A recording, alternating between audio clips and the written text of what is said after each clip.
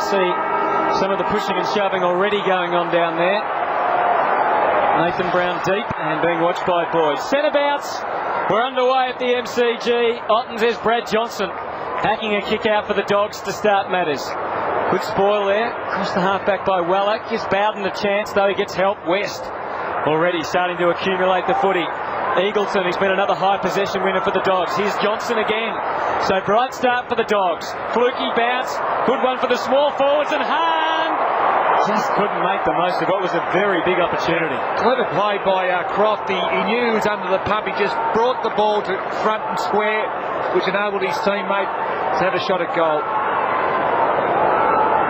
Missed opportunity by Mitch Hahn. Greg Tivendale at fullback for the Tigers. That's what confronts him early stages. Big match at the MCG. Bowden came back into the side last week against the Sydney Swans. Just chips it short. Good kick. Fletcher off quickly to Chaffey.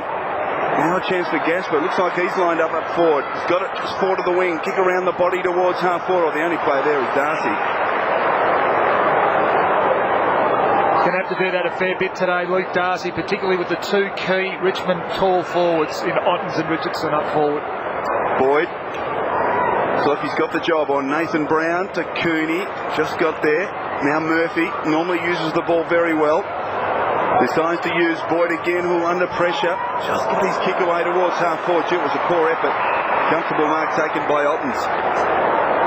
So already we've seen a couple of kicking errors from both sides. And the Tigers trying to use it out wide. Gasper up the ground today. Goes wide. And Hilton was off. McGuinness tries to trap him against the line.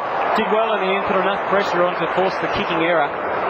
We saw it here last Saturday afternoon between Collingwood and Carlton. Plenty of kicking mistakes. And we've seen it already so far. Bulldogs using Boyd. He's Nathan Brown's man today. Harrison out wide. The left. Now the Dogs can run. West through the middle. The bounce taken by Jim Siracusa. West, not a noted goal kicker, but makes great contact there and gives the Bulldogs a fine start.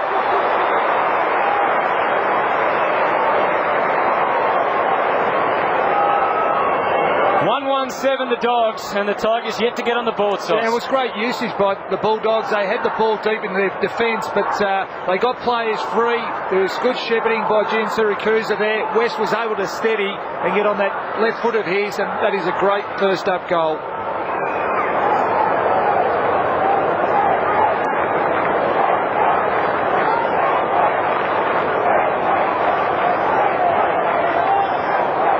Peter Road in the Western Bulldog coaching box.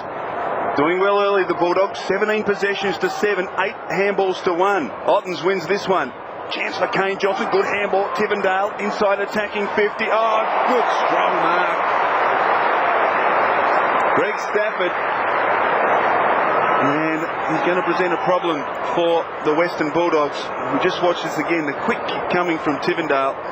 And just too much strength and height for Ben Harrison, Greg Stafford, and a chance here for the Tigers for the quick reply. Well, it's exactly what the Tigers have to do. Get it in nice and quickly. They got the tall timber up there, and Greg Stafford can catch a ball, particularly up forward.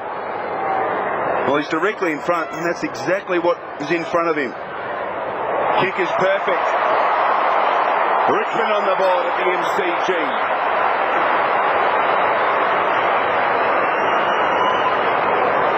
So the Tigers, quick out of the centre, Steve, and the quick reply to what was a very good opening Western Bulldog goal. Well, it's exactly how forwards love it. The quick kick out of the middle, and Stafford, of course, his height over Harrison is going to cause a problem. He played in front and was able to take that grab, and more importantly, kick the Tigers' first goal.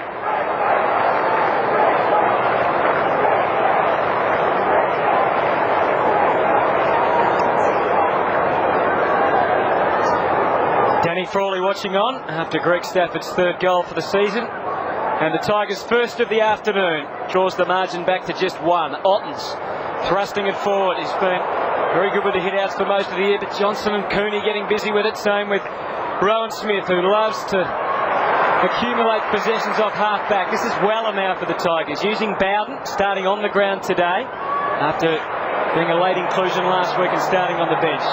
Hilton, McGuinness, back in the side for the Dogs, getting a feel for it. It was well done by McGuinness. He had to get that ball over the boundary line as there were plenty of Tigers free further on up the field. Steve, Chris Grant's got Gasper and Harrison's got Stafford. I wonder whether Grant wouldn't be a better option on Stafford. That is a chance, but I guess he'd just, I should say, Peter Road would just test a bit of time with Harrison up in that defensive back half. Again, a poor kick that time coming from Hyde. And the turnover. Could be another one here. West goes to ground, no free. Newman, the man, pursuing him. And we're going to see a bounce again in the middle. Interesting move, though, starting Gasper at centre half forward. I suppose I said at in the preview that I thought he'd probably go back to his best position, try and get a bit of confidence. Interesting move by Frawley. A change is always good for a player, and obviously Gasper struggled a little bit this year. Bowden just playing a kick behind the play there. Of course, he's up against his brother today. So centre half forward. Here's Boyd and Brown. Obviously, the Tigers pushing Brown forward, see if he can outpoint Boyd in the air. McGuinness took it with him to ground.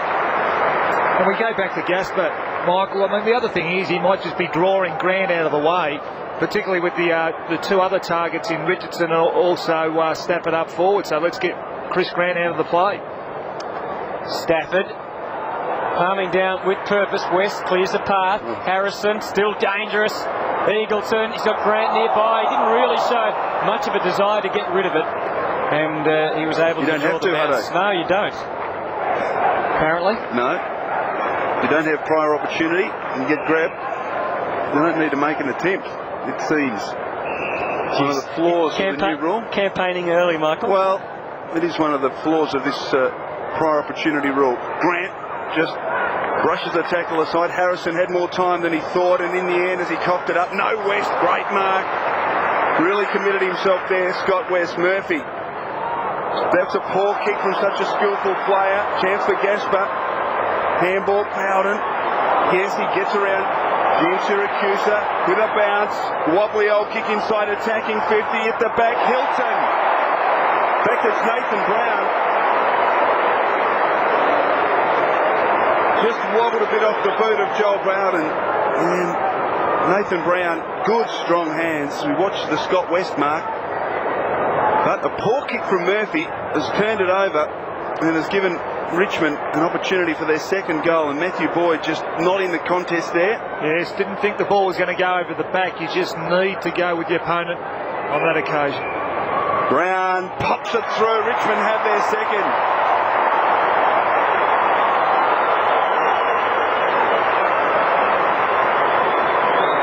So a good couple of minutes in the opening part of this quarter of the Bulldogs, but since then, Steve, it's been all Richmond. Yes, and we just see this kick by Bowden. If you watch Boyd, he just stands at the back of the back, not thinking this ball was going to carry. And Nathan Brown took an easy mark. Nathan Brown's been in sparkling form for the Tigers, and he started well again this afternoon.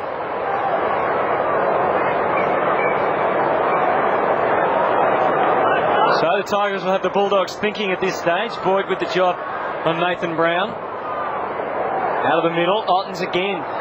Trying to give them first use, but Divendale went to ground, allowed Eagleton in. Here's Jade Rawlings' first chance for a mark. And he's very good when he's leading out, that's for sure. Takes the mark 75 from goal. Hahn makes the lead. He and Robbins, these small medium forwards today. Croft back in the square. Not sure about the option. Very wide. And missed the target.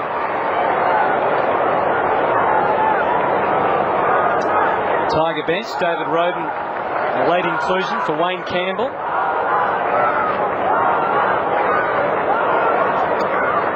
Darcy anticipating the tap down. He designed that beautifully for Eagleton, but there was no space. Fletcher just dropped it.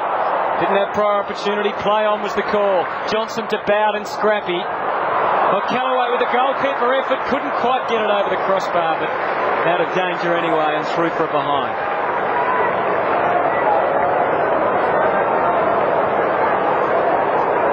Fiora got a long option. It's Joel Bowden, and he gets there. That was a great kick.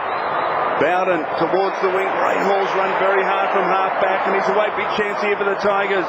On the lead, Richardson couldn't get there. Well done by Bassett. But at the fall, it's all Richmond. Brown from outside 50. It's all vacant goal square, but Murphy was able to get back and get a hand on it. Margin in favour of the Tigers now 5 points. Did it well, the Tigers. They brought that in from the full-back, the kick out, and really didn't have much problems in having a shot at a goal. And Essendon showed last night how effective that can be. It's going to be interesting to watch the Boyd-Brown battle, isn't it, Steve? As a forward, it'll be interesting to see if Boyd can cope with him in the defensive role. Yeah. Eagleson, been busy so far and been busy for the year. As the Dogs control it out of defence onto Bowden on the wing, so maybe the Bulldogs control it all the way as well. Out in front of Rawlings, Hall went for the mark rather than the spoil and did well at ground level. But he got some assistance, Rawlings, and it came from Hahn and Rowan Smith. Got Kearney free if he wants it. Kept on running. He wanted him just for a moment. West was another option. But we know Rowan Smith is a prodigious kicker of the footy, so he might as well go back and have a shot. Hasn't kicked a goal so far this year. Probably does his best work on the run. 3 behinds for the year. Once kicked 42 goals in a season, Rowan Smith. So he knows how to find the middle, but not this time.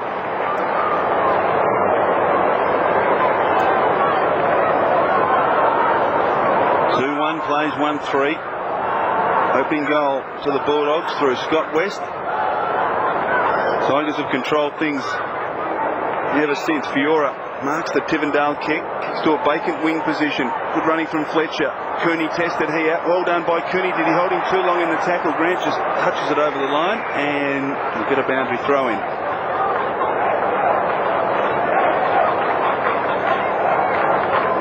Simon Fletcher. Cooney had just let go in time. Ottens worked his way to the front, trying to get it down to Kane Johnson. Well done. Good desperation from Newman. Was he pushed in the back? No. Ball held in. Umpire, good umpiring, letting it go. Tivendale. Kane Johnson under pressure. Well done, Patrick Bowden. He's dragged it underneath Kane Johnson. He'll need to be lucky here. No, he's penalised as he should be. Just dragged the ball underneath him. And the Western Bulldog players were quick to pounce. There he is. Needed to get it out. Kick inside, attacking 50. Ball at the back. Chaffee leads in the race for the football. Assistance from Joel Bowden, who's been very good early. Gasper all by himself at half back. Great kick in towards Hilton. Got to get round McGuinness and does. Kick across the body, almost the mark to Brown. Cracker in support. Concedes boundary. It was a poor handball. Hilton, well, don't know what sort of kick that was, but he got it to Stafford eventually. Cracker, good pressure by the Bulldogs. Play on's the call. Boyd. They can't get it clear. Grant's got his head ripped off. No free kick. Still it goes. Hahn eventually scrambles the kick at best. Syracuse marks it on the wing. Take over, Hutto, please. Well, they finally clear at the Dogs. Plenty of numbers behind him. Now one runs through the middle. Rowan Smith links up with Scotty West. Has to use his wrong boot, which is much more proficient these days than it used to be. Rawlings and Hall. Again, the debris left in the way, coming through nicely. Hall recovered well. And the Tigers can mount something on the wing. Gasper's going from one wing to the other. He's finding the space everywhere. He's going to try and hit Richo. Neither he nor Bassett have had a touch yet. A handball from Hahn. And again, the Dogs linking up well here, but it's whether they can find the targets a bit further on that's been the problem. Now Darcy provides one. Has Robbins free? Yeah, he's well loose in the pocket. Darcy took an eternity to spot him. Now he does. Still too far to score.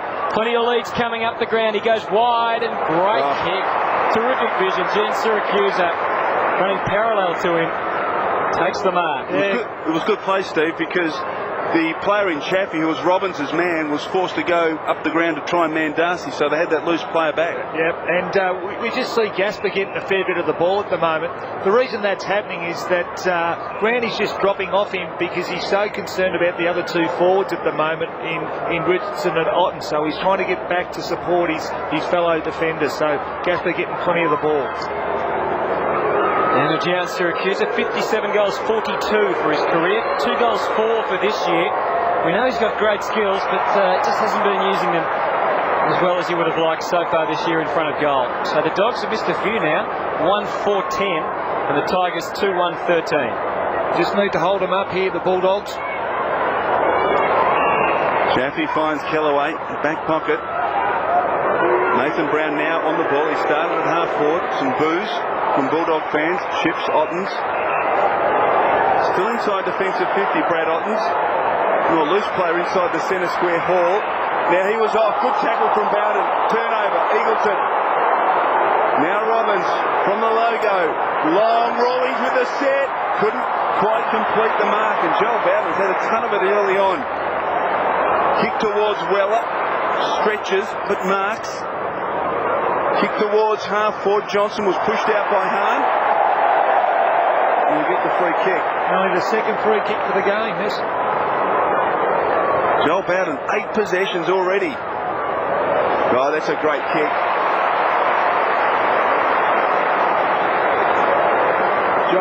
Joel Bowden actually playing across half back, Chriso. Said 8 possessions, Joel Bowden. So what a return last week by this man. 7 out of 10 goals for the Tigers. 7 goals straight for someone who's had some difficulty during his career with accurate kicking. Let's see what he can do from 50 metres. Oh, it's a thumping kick. Oh, he's kicked it. Great stuff, Matthew Richardson.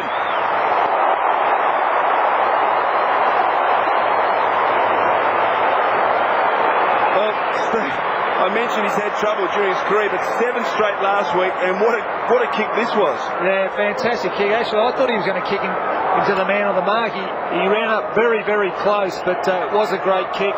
And this is what Matthew Richardson does best. Nice, hard, strong leads. And we just saw how close he got to the man on the mark there, but a very good goal.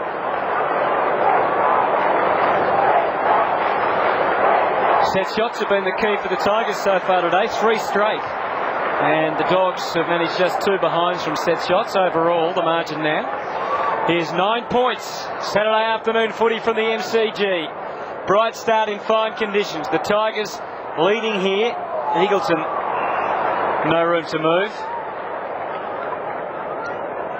Nathan Brown at the moment is just, when there's a centre square ball up, he pushes into the middle and then pushes forward. Cooney, the unlikely ruckman there. Boyd, Eagleton over the top. Now Boyd gets another chance. Bowden spears it in for Robbins. That was delightful stuff. And Robbins takes the mark. It was a great kick, wasn't it? Kick 3 last week. Matthew Robbins up forward. 5 goals, 3 for the season. It's a tough ask from the pocket. Makes a pretty good fist of it, but alas, not good enough in terms of scoring a major. So it's now 8 points the difference, 1-5 to 3-1 as Brown kicks in and finds Joel Bowden, who's about to have his 9th touch. Handball to Fiora. Centre half back, mark taken by Ottens, well run by Fiora. Got it back again, and he's running across the ground. Now he's presented with a problem, doesn't know where to go. Thumps it long, and Bassett comes to meet it. Well played. Johnson getting that handball in the defensive 50 as he so often does. Transfers play. McGuinness now just dawdling after it, Kieran McGuinness, but gets a favourable bounce. Brad Johnson chips back inside. Rowan Smith kept running. Drills the pass. Gian Siracusa needs to go. Mate did very well to affect the score. Cooney's kick smothered. Ottens. They've got numbers back, the Tigers. Kellaway links with Bowden. Fletcher. And now Nathan Brown. Good cooperative play. Long Richardson on the lead. Bassett did very well to keep with him. Now they outnumber them 2-on-1. Good pressure. It was. Cracker swoop on the loose ball. Hilton. Long inside attacking 50, Stafford and Harrison. Numbers, or a little fumble from Chris Grant, but they've got the numbers. And Boyd relieves the pressure for the moment. Got Darcy through the middle. Dogs have got one on the overlap here. Need to run hard. Riding with him, Rowan Smith, trying to give some protection and some run. Now he links up with Bowden. Saunders to centre half. Up towards Brad Johnson. He's going to come from behind. Pretty good at doing that. Created the contest. But the Tigers have got strong legs. And Bowden is having that proverbial field day. His 10th possession. Make that 11. Now he gets help. And Newman's kick is long. And Kane Johnson it is that takes the mark at half-back. So good signs for the Tigers. It's been a bit like a Telstra Dome game so far, hasn't it? From one end it's been bouncing to the other. And Nathan Brown providing plenty of headaches for Boyd. Confronted by West and goes short. Stafford. Richo makes his lead. He's got 2 to beat, so he has to handball all the way back to Kane Johnson. Ottens is deep as well. He waited and waited and waited. And finally Richo made his lead. So it's been a good positive start by the Tigers and Matthew Richardson. Well, it has, and just looking at that Tigers forward line, the beauty of that piece of play was there were a number of forwards taking their opponents away from Matthew Richardson, so they were working for each other, and that's what they've got to do today, make sure that they work together and sacrifice a bit of space for each other. Well, Matthew Richardson, what a big man he is now. He's put on weight over the off-season, but he still has terrific athletic ability. 7 straight last week. He did spray one that went out on the full, but this one from 50, and he's got things working at the moment. Terrific start by the Tigers.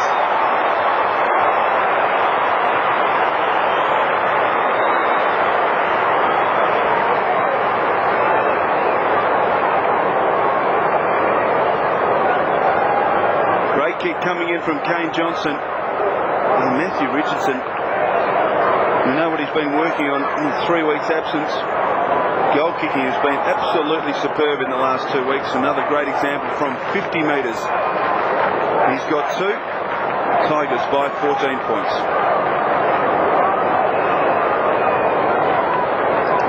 Some concerns in the Western Bulldogs, Peter Road. Matthew Richardson proving a handful. Stafford and Darcy tied up at Tivendale in space, is able to just sort her out of the centre square. Drills the pass in low. Oh, free kick is it? No. Thought there might have been a free kick forthcoming to Ottens. Big job that Ben Harrison has back there to mind the resting ruckman. Boundary throw in deep in Richmond's attacking zone. Another goal here as we approach quarter time would be very handy. Darcy caught behind Ottens, trying to get it down towards Cracker. Well done by Boyd. Smith, now West, they share it. Chris Grant running from half back with a bounce. Delivers to Bowden. Well done. Thought about playing the dummy to Cooney. Kicks it back inside the centre square. Young Syracuse from outside 50. Long penetrating kick. Johnson lets it go. It's touched right on the line. I don't know, Steve, that Brad Johnson hit enough there, just watching it. I think it was Newman that might have just got his hand to the ball, but probably should have done a better job than that, Brad Johnson. Beautifully judged by Bowden, who looks to be right back in form. Well, he's playing on GN Syracuse. That's his 12th possession. Ball runs away, also doing some damage off half-back. Clever stuff by Cracker, who sets it up to full forward. He just gave it a bit too much air. Gave Bassett a look in. Well played by Boyd. They collaborate well out of defence. And the delivery to Bowden, who is providing a target. Mrs. Bowden would be delighted at this stage. Kicks the centre half forward. Hahn can run on. Gave to Darcy. He's within range. He just has to have the confidence to have a shot. Wrong side of himself. Hahn's got the confidence. He's got the distance, but not the accuracy. 1-7 for the quarter, the Bulldogs. And the Bowdens have had 19 possessions. Mark taken by Kellaway. They've been wasteful, Steve, but most of their shots have come from outside or on 50 metres, so you can't expect your accuracy to be high when you're kicking from 50 metres all the time. Well, the Tigers do very well. They put numbers back in their defence, so very hard to find a short option. Numbers with the Bulldogs. Fletcher did very well. Murphy kept his hands free and then was able to wait to get turned in the tackle. Oh, Peter Street can't find the handle. Grant was taken high, no free kick. Chance again for the Tigers. Gasper towards half forward. Nathan Brown, good fist from Boyd. McGuinness couldn't take it. Cracker, brilliant. Wobbles it inside, attacking 50. Ottens couldn't quite stretch. Now a chance for Richardson. Bassett got a good bounce. Rawlings, well in front of Hall, still can't pick it up. Now he does. Good kick under the circumstances and finds Robbins. You'd think the Bulldogs would love to get a goal before quarter time. He's kicked 1-7.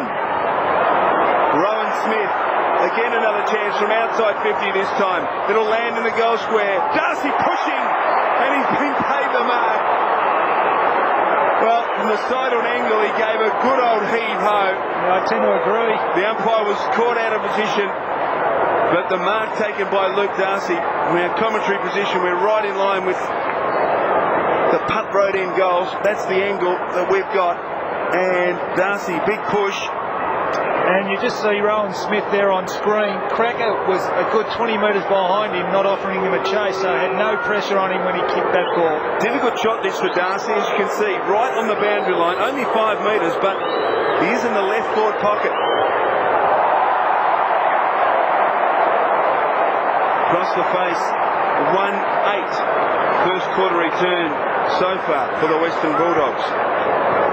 Well, we know how much work they've been doing on the kicking, the Dogs. They had that horrible quarter against Port Adelaide where they kicked 1 goal 10 and 7-22 for the day. It really cost them any chance. They also kicked 13-19 against Collingwood and 12-15 against Melbourne. So kicking has proved their downfall on 3 occasions at least this year. As the boys mentioned, a lot of shots today from either tough angles or a long way out. Last minute of the opening term.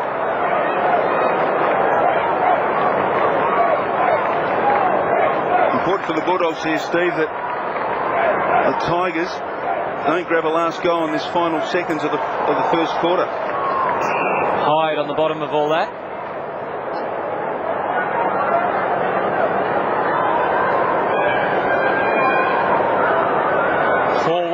To 1-8. That's the last meaningful play of the quarter. Kane Johnson just got a handball clear.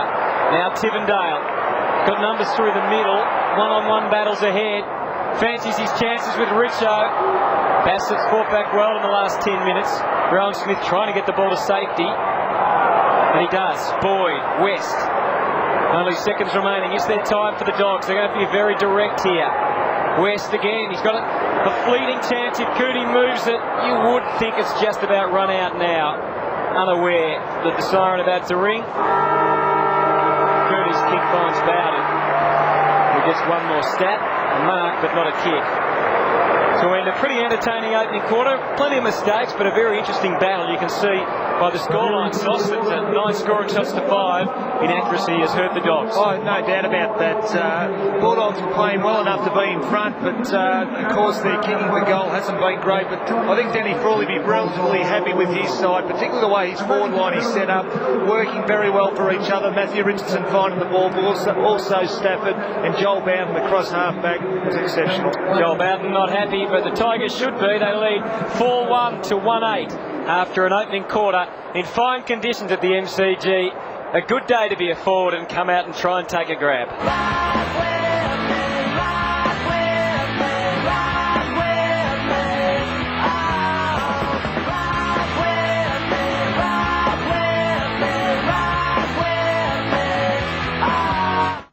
Tonight, things are looking up for the Bulldogs, but they'll be fully tested by a passionate Richmond. See all the action from the MCG as Richmond hosts the Western Bulldogs tonight on Fox Footy Channel. Uncle Mick, is $19,990 a good price for a Toyota Corolla? Well, love, it all depends on how many Ks it's done and what year. Oh, it's brand new. Brand new? A Toyota Corolla? Manual from 19,990 with air. How do they do it for the dough? It's Toyota's biggest event of the year with top-selling Corolla Ascent still just $19,990. That's class-leading value. These blokes really do mean business.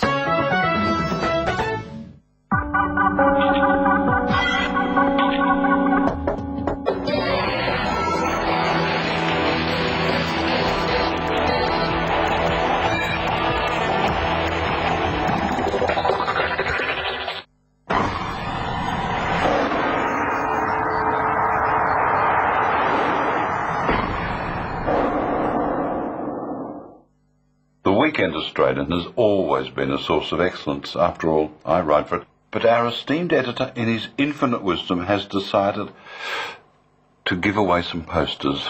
This month, the Weekend Australian is giving away a series of beautifully reproduced maps from the prestigious Times Atlas of the World.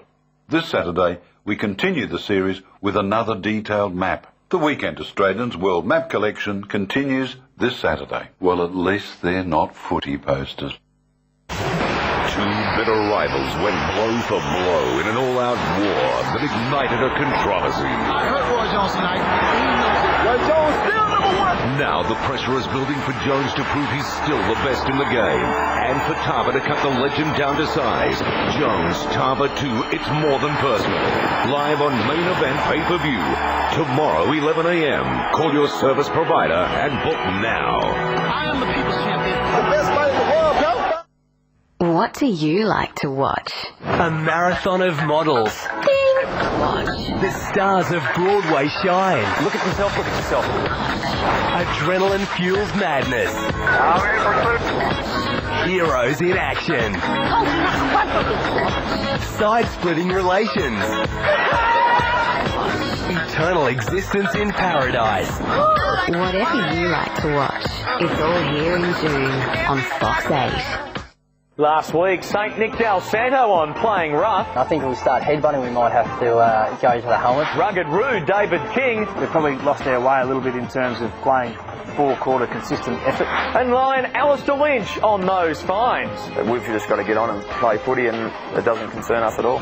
Monday, Western Bulldog and three-time All-Australian Brad Johnson alongside Premiership player Glenn Manton. Join me live to take your calls. That's White Line Fever, 7:30 Eastern. I'm too old to play anymore. I've had my time, and would live it again 1,000,000 times over if I could. But that doesn't mean I love the game any less now than I did then. It's just different. I still can't get enough of it, and I still talk about it in my sleep. But the thing is now, I can afford to laugh about it. John Barnes, footy fan, part of the Fox footy team.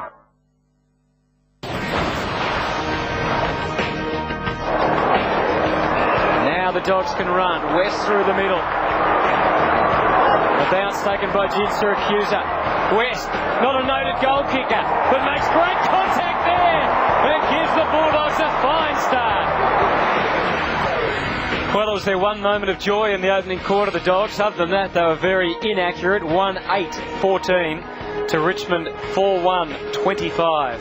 The Tigers, Matthew Richardson, right on target with 2 goals straight. And, well, he also caught one accidentally coming through from Bassett, but it's been an interesting week at the tribunal, as Brody Holland found out, for boots on head. So let's get down to the boundary line and catch up again with Andrew Marr. Thanks very much, Hutto. Chris Bond, you just got to convert wasted opportunities that quarter. Yeah, 1 goal late really hurts us. I think we had a couple of long shots too. I think we're going to just try and get the ball inside our 50 a bit deeper. So that's a bit of the aim of the boys now. So that's the focus of the quarter. A bit more pressure on their ball carriers too. Yeah, absolutely. Bowden really hurt us in that first quarter off half-back. They get about 12 possessions. So we've really got to make sure that we curtail him.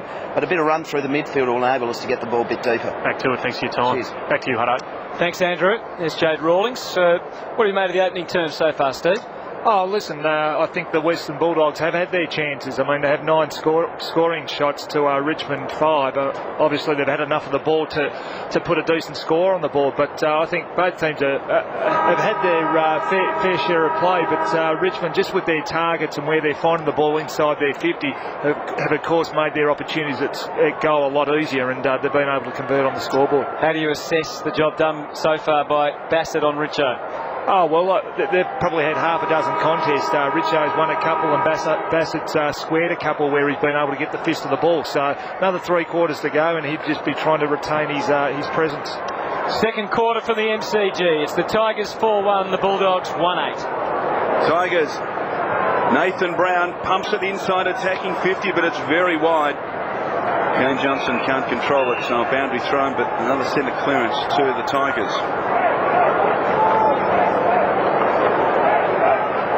Another goal-scoring opportunity. Matthew Richardson, a couple of goals in that opening quarter to follow on from his 7 straight last week against the Sydney Swans. Street, Bafford won it though, beautifully done. Chance for Tivendale from the pocket, he kicks across the face and just misses. Opportunity there, although it was a difficult one. It would have been a great start to the second term. But are behind only to the Tigers. Margin out to an even 2 goals. Rowan Smith, 9 possessions in the opening term, but had his hands full as well with Andrew Cracker.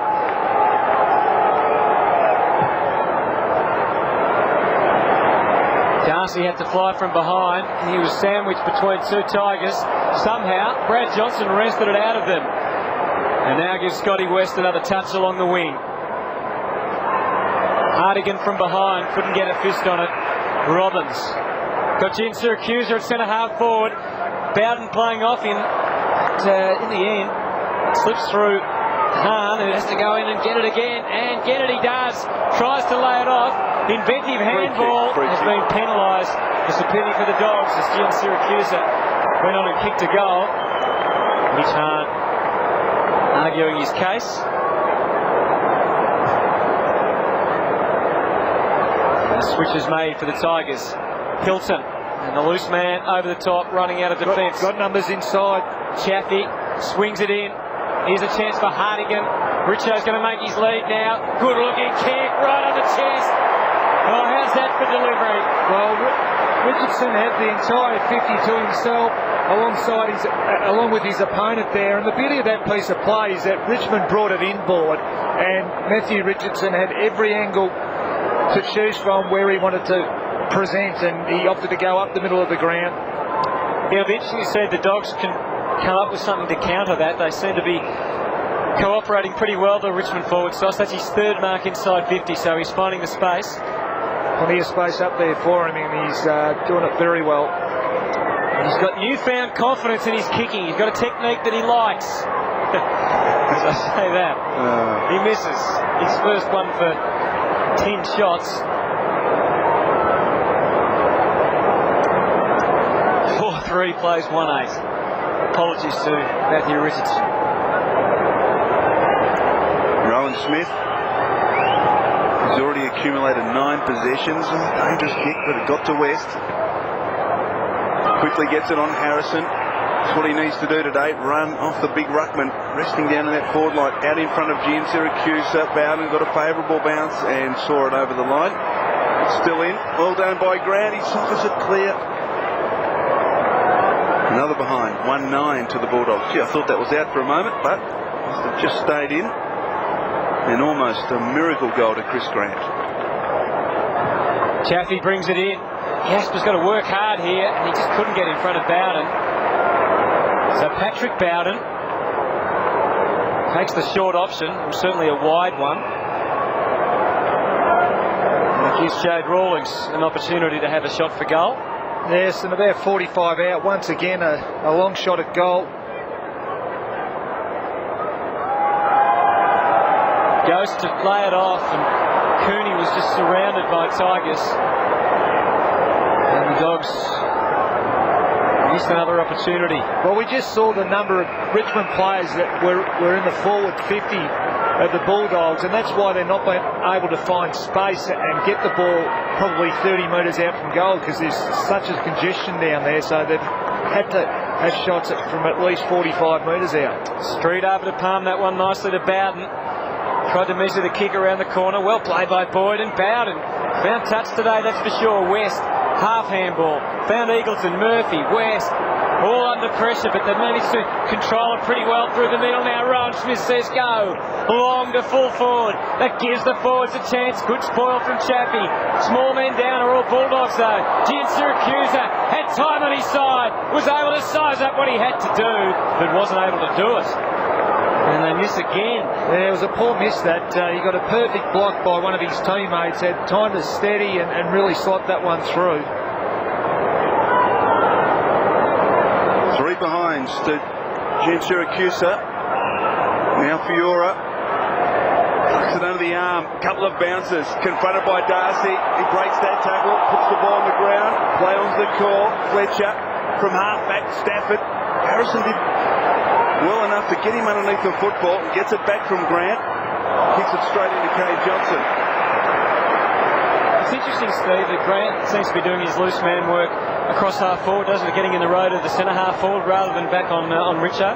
Yeah, well, I guess that's where he's going to stop most of the play, trying to stop it across the half back line. Boundary throw in. Brad Johnson, third man up. Cooney, little fumble. Was able to get it back to Johnson, but he's under pressure. The kick didn't cover 15 metres. West kept his composure at half back. Kick didn't match his composure. Boundary throw in. It's a Good composed error. The Bulldogs kicked a point, was their first scoring shot. Then Scott West kicked their first goal. Since then, they've kicked 9 behinds. 9 consecutive behinds. Still in the contest, though. And they'll give away a free here.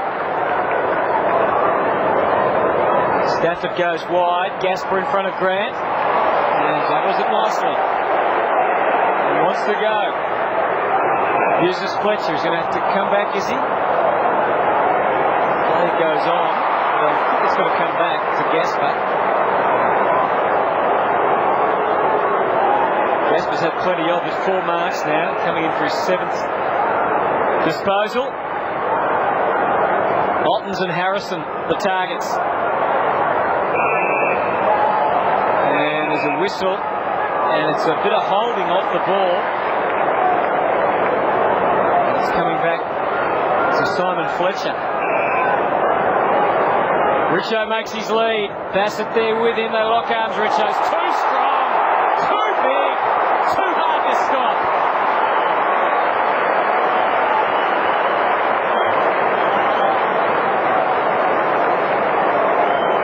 Just wonder, Steve, whether Bassett's not better just staying off him a little bit. That ball just held up and he engaged in a wrestling match, whether just to stay off him, leap and try and punch it. Richardson, as you said, Hardo, just too big and strong. And as I said, he's right on line with his kicking. He's got it all worked out.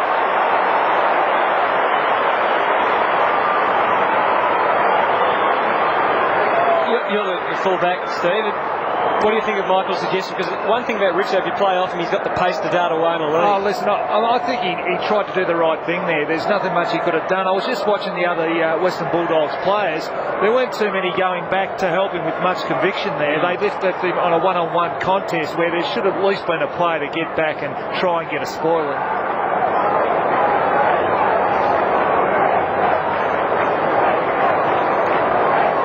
Tigers in control. They lead by 17 points, despite the fact they've only had 8 scoring shots to the Bulldogs' 11.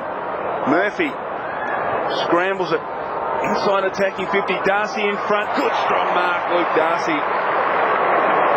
That's the advantage if Peter Street can hold his own in the centre square and around the ground, allow Luke Darcy to drift forward, and that's exactly what happened there. Good play from Murphy, just getting it long to the top of the goal square. And Darcy, too much height for Andy Kellaway.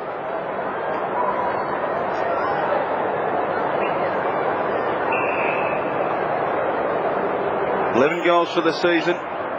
He's second on the Bulldog goal kicking list behind Jade Rawlings. He pops it through. Much needed goal to the Dogs.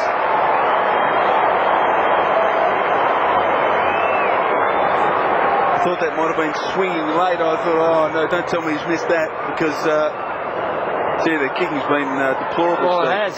Lucky he kicked this from about 20 metres out, because if it was 25 out, it would have missed. But I guess that's the benefit of getting the ball quickly out of the middle and to a tall forward in Darcy, who's just having a spell up in the forward line at the moment.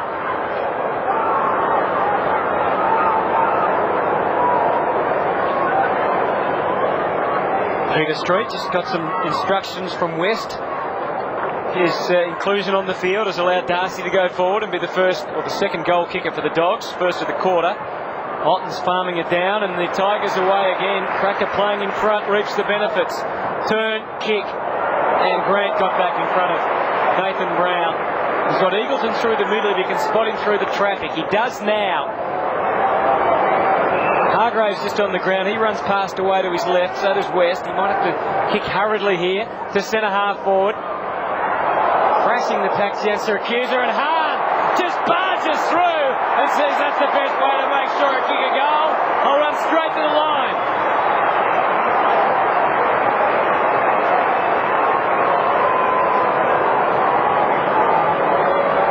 Suddenly things are working a little better for the Dogs. Yeah, and you just saw Nathan Eagleton there. He turned inboard, he got the ball on quickly, get it in long and direct, let the contest happen outside the goal square, and they were able to bring the ball down the ground, and Hahn did the rest.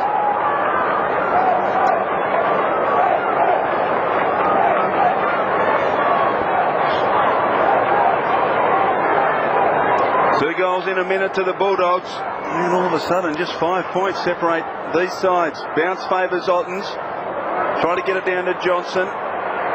Chance for Weller, who is under pressure. Robbed by Murphy. Chance for Robbins. He gets a favourable bounce. Confronted by Bowden. Does well to get boot to ball. Gian Siracusa goes hard. Chance at ground level. Well done, Hahn. Now back to Murphy. Snap from the pocket. Oh, he's kicked it. Well, you can hardly believe it, can you? After missing so many opportunities in the first quarter and the early part of this quarter, they've kicked 3 goals in 2 minutes, the Western Bulldogs, and have hit the front at the MCG. Yeah, it's quite unbelievable, but I guess it was a matter of time. They've really been peppering the goals. They've had 14 shots to 8, but Murphy, who's having a great contest against Johnson, and really is starting to find a bit of the ball in this second quarter, and he's a class act for the Bulldogs. Well, it's great to see, isn't it? He did play on Nathan Brown in the Wizard Cup, but he's been released today. He had Hurd last week, and really starting to find it now. The 2 bits of influence on that bit of play, and the Dogs are in front at the MCG. Johnson under siege, Eagleton. It's a really good contest now. Newman gets the Tigers to half forward. Harrison pursuing and just gave it too much. Makes the error, and the Tigers can capitalise now. Need to get it in quick here. Got Richardson up forward. Stafford going back for Fletcher, who unwinds. Right to the line. Look at Nathan Brown, Richo in the middle. Brown's just stalking at the pack. Oh, it's going to be... No. Thought it was going to be a free against Patrick Bowden. Of course, all the Dogs will be trying to make Nathan Brown feel most welcome, being former teammates. Hasn't been anything nasty at this stage. Boyd still watching him closely. Again, West and Street trying to direct traffic. It's a dangerous area here. The Tigers right in attack. Stafford confident enough to grab it out. Gave it off to Kane Johnson, who answers with a goal. Oh, well played, Greg Stafford.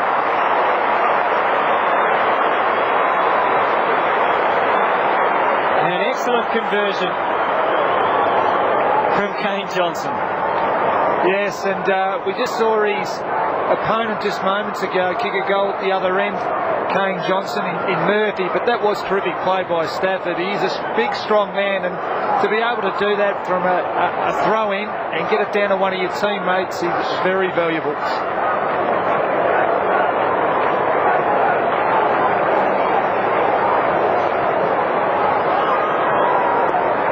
So, Tigers back in front. Great piece of play from Greg Stafford. Ottens gets a favourable bounce again. Oh, gee, the umpire getting right in the way. He got knocked 3 times there. Those players would have all been suspended last year. Eagleton, Bowden. Kick didn't get to West. West is on top of the football. Dangerous, but no. He'll get a bounce. I thought he may have been penalised. He laid 3 hip and shoulders, the umpire. Yeah, he did. We'll get you on the rules committee soon, Chris. Yeah, well, no, but it is. It's interesting because contact there 3 times in the space of seconds. Brad Johnson, long towards full forward, in front. Murphy, good fist. At the back, chance for Ray Hall. He needs to be precise. Fiora handballs it through for a behind. Good pressure from the Western Bulldog forwards. Tigers by 4 points. Now Fiora. Penetration was good, but Chris Grant reads the play beautifully. And ensured the Dogs got it to safety. Well, he did well, didn't he? Disguised it, just worked it towards the boundary line. 7 possessions, 3 marks for Chris Grant, and 1 behind. Darren Gasper, also 7 possessions and 4 marks. Street shuffles Stafford away. That was very clever from Newman. Kane Johnson having a rest across half forward. Gasper wasn't sure where the ball was. Gilby was though. Oh, well done. And he's kicked beautifully, smothered by Kane Johnson. That's a beauty. Like, his handball wasn't great, missed the target, but just didn't stop and worry about the mistake. He did something about it. Street again, hidden by Stafford that time. Tivendale got his arms loose. Newman a hurry kick. Rowan Smith fisting away. Important ball to be won here. Very lucky bounce and nicely read by Johnson. Go to Bowden, they're away. It's a pretty open forward line. Darcy's in deep. Will he go to him? He does eventually. Callaway from behind. Darcy through the middle. Gets good support though. The Tigers defence or Fiora. You want to get rid of it. He does just in time. Brown creative with the hands. Cracker and Fletcher try and sort it out. They had plenty of time to do that. Cracker eventually emerging. Onto the wing. The delivery wasn't great. Graham had to be careful. He did well. Dunk Gasper. Hahn shuffles it forward. Tigers with the numbers. Eagleton in front. Chappie comes in. Oh, Eagleton threw an arm in. And the ball over the line and out of bounds. 39 the Tigers, 35 the Bulldogs. 4 points the difference halfway through the second quarter. Hope you're enjoying Saturday afternoon footy from the MCG. Stafford, well done by Boyd. Oh, he took too long in the tackle. He dropped that ball, Matthew Boyd. Very lucky. Had to be holding the ball. Had to. He had enough time. As we watch it again, there, he had the chance to handball. Perfect Cracker. tackle. Johnson put the ball very quickly. Robbins has been good. Great handball under pressure. Hahn from 50. A driving kick going. He's put it through. The Dogs in front.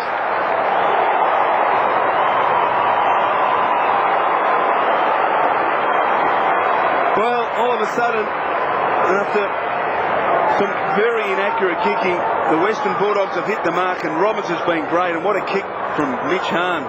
Yes, and I think that's his second for the quarter, but clever little handball by Robbins. And once again, the running through the middle of the ground has made the shot for goal a lot easier.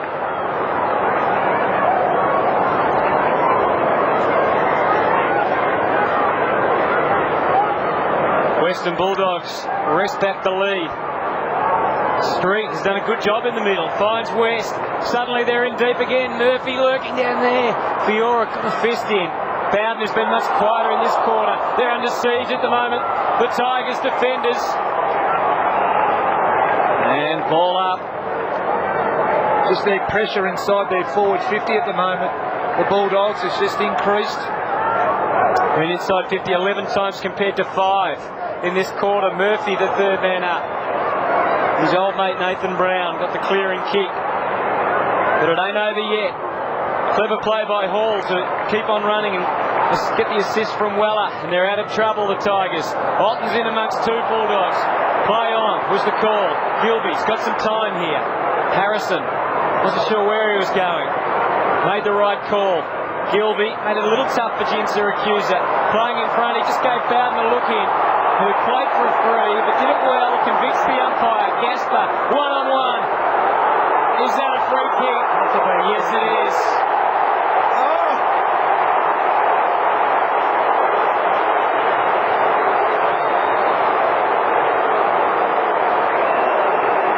We're happy, Mike. Correct call.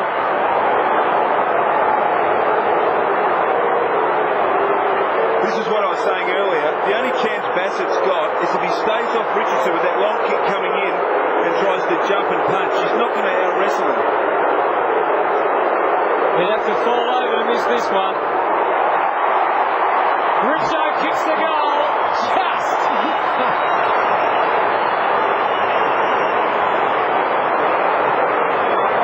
I told you he'd have to fall over to miss. He almost, that's just great then. But just getting back to your point, Michael, we just see the free kick there.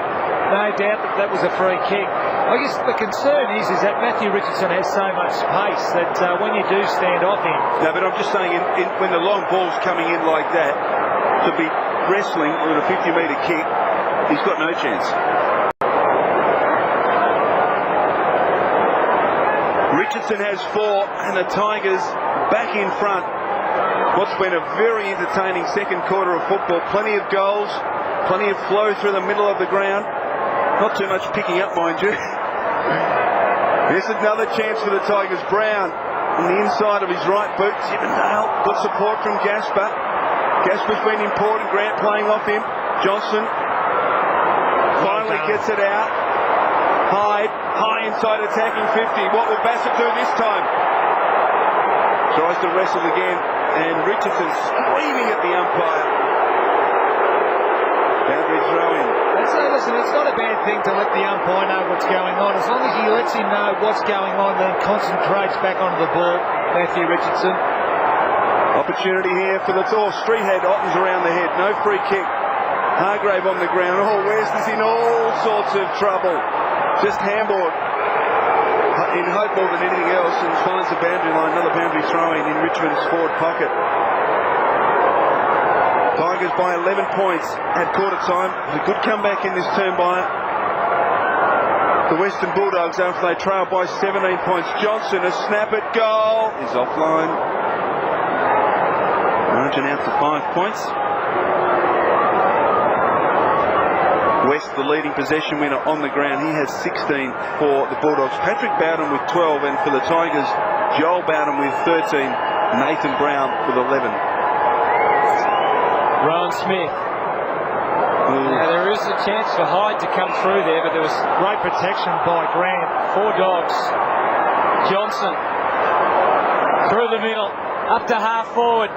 Robbins in front, but it went over Street's head. Didn't go far enough for Robbins. Callaway with the acrobatics. Need to do better than that, Street. Over to Weller, up to half forward, sets a task for Roden. Gilby judged it nicely. And again, the ball rebounding from one end to the other, making for a very entertaining contest at the MCG. Roden coming in for Wayne Campbell, who just didn't come up with some trouble after last week. Gee, good spike out of the air from Stafford. Grant really wanted to get rid of it, but certainly didn't have an opportunity. Hyde over the top.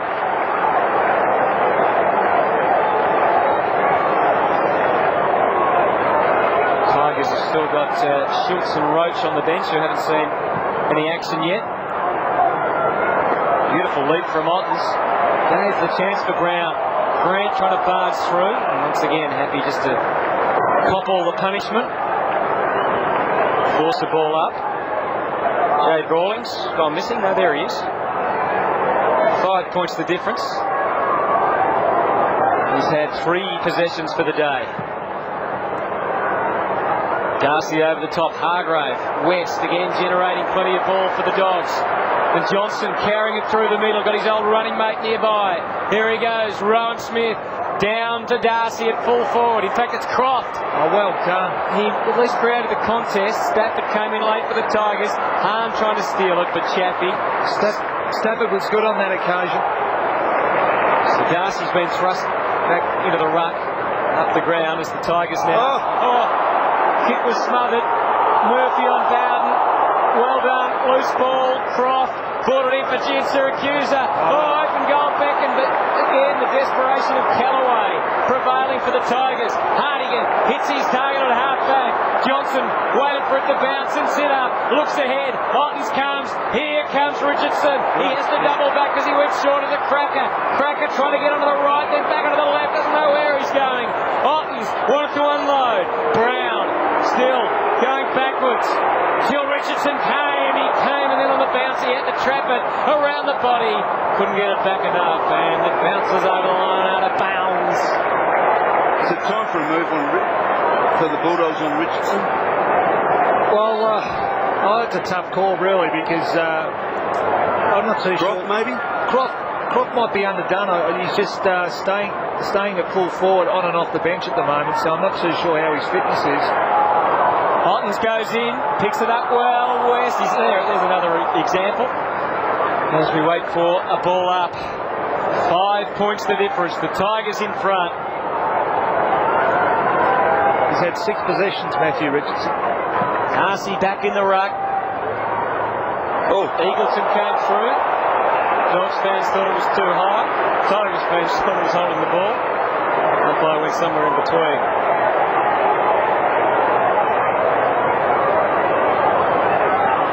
Western Bulldogs have only had 1 free kick for the day.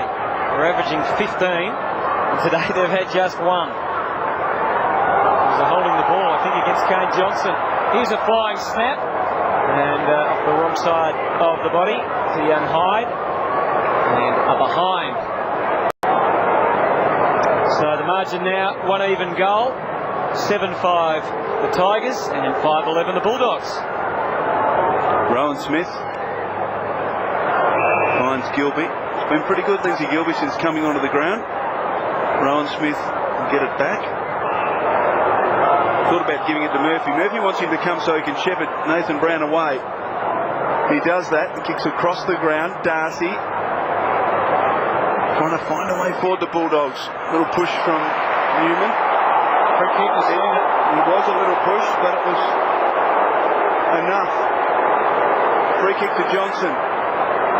From outside 50, just bombs it up to the top of the goal square. Croft! I'm glad they didn't move him 2 minutes ago, Steve. From a Bulldog fan's perspective. A little patience, Mike. Well, Matthew Croft, who has battled away in the VFL, hasn't been able to get a chance in this side in his customary position of fullback with the form of Brian Harris. Comes into the side and has played mostly at full forward today. From 5 metres, the scores are level.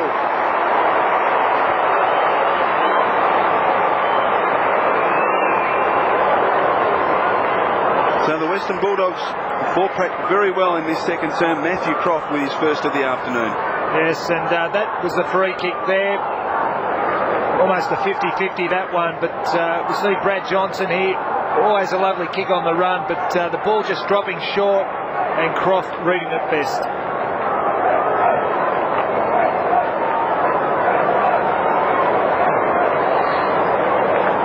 17 possessions and 1 goal has Scott West on top of the Telstra player rankings, followed by Mitch Hahn, who's only had 10 possessions but kicked 2 goals too. Darcy's also been influential. He's beaten in the ruck though again that time by Stafford, and it's the Tigers with another clearance. Fletcher to half forward. Cracker almost stole it from Bowden. Gasper's got away inside 50. Bowden wasn't looking. He was waiting for Nathan Brown to come running and kicking a goal to give the Tigers back the lead. Nathan Brown against his old team has kicked 2 and had 14 possessions. And I reckon he'd be pretty happy with his first half. Yeah, great play by Bowden there. I believe once he took that mark, he actually released with the handball and got a block, which enabled Brown to steady. Just watch that block there. Bang! Was able to take that extra step. Great goal. So the Tigers, quick reply out of the centre. And they lead by 6 points. Close to half time. Darcy, straight through the legs of Boyd. Second chance, Hyde. Gilby through the congestion. West, loose play forward to the play. Eagleton. Kick inside, attacking 50. Croft on the lead. Yes. So I mentioned he's been in the wilderness, Matthew Croft, but a chance here to kick his second goal in as many minutes and level the scores up again. As you said, should be a full back. Interesting to note, boys, Tommy Roach comes on for his first run today. It was 27 years ago, round 8, 1977, that his old man debuted at this ground against this opposition. Gee, that's a fair stat. Thanks, Andy. Good that he's done something for the day anyway, Andy. Matthew Croft from, well, kick from just inside 50.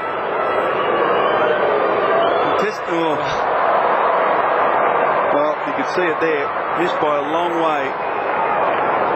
Did, however, scrape in for a behind, so margin back to 5 points in favour of the Tigers. 1 goal, 1 for Matthew Croft this afternoon. Kick 5-4 for the quarter. The Bulldogs, it's a precision kick in. Ray Hall guiding it along the line. Simon Fletcher up for possession number 8. Happy just to go long to half forward with their tall forwards. Ottens Grant comes in to try and provide a spoil for the Dogs.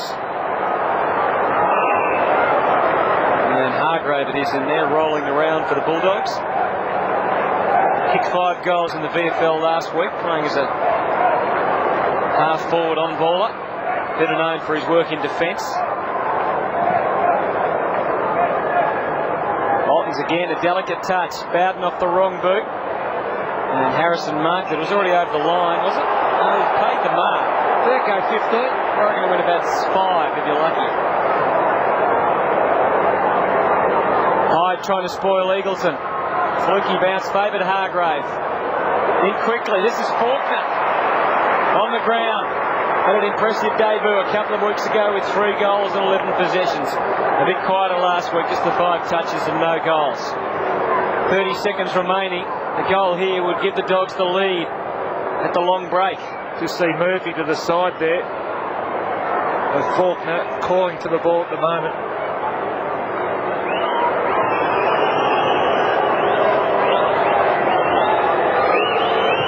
Kicks from inside 50, so the distance shouldn't be a worry, and it's not. The accuracy, however, is.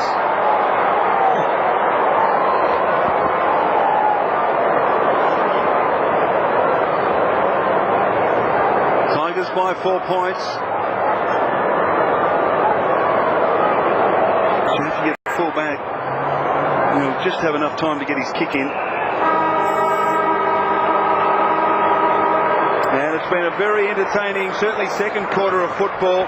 At half-time, 6-13, the Bulldogs show inaccurate kicking, but they're able to narrow the quarter-time lead that the Tigers had of 11 points, and they lead by just to 5 points at the long break. Yes, it was 5 goals, 5 for the Dogs in that quarter, 4 goals, 1 for the Tigers. It's the Bulldogs versus Matthew Richardson and the Tigers. He's kicked 4, Richo. Entertaining game at the MCG. Tonight, the team that ruled Victoria last year take on the new kids in town. Find out who secured Melbourne's bragging rights when St Kilda host Collingwood tonight on Fox Footy Channel. You get more for your dollar at Bunnings Warehouse every day. Like pack of 12 paint roller covers, $9.97. 3-in-1 bathroom heater, $89. Rotary hammer drill kit, $99. Galvanised toolbox, just $15.88. D-handles, spade or fork, $8.98 each. And don't forget, we cut to size. If you happen to find a cheaper price on a stocked item, we'll beat it by 10%. Lowest prices are just the beginning.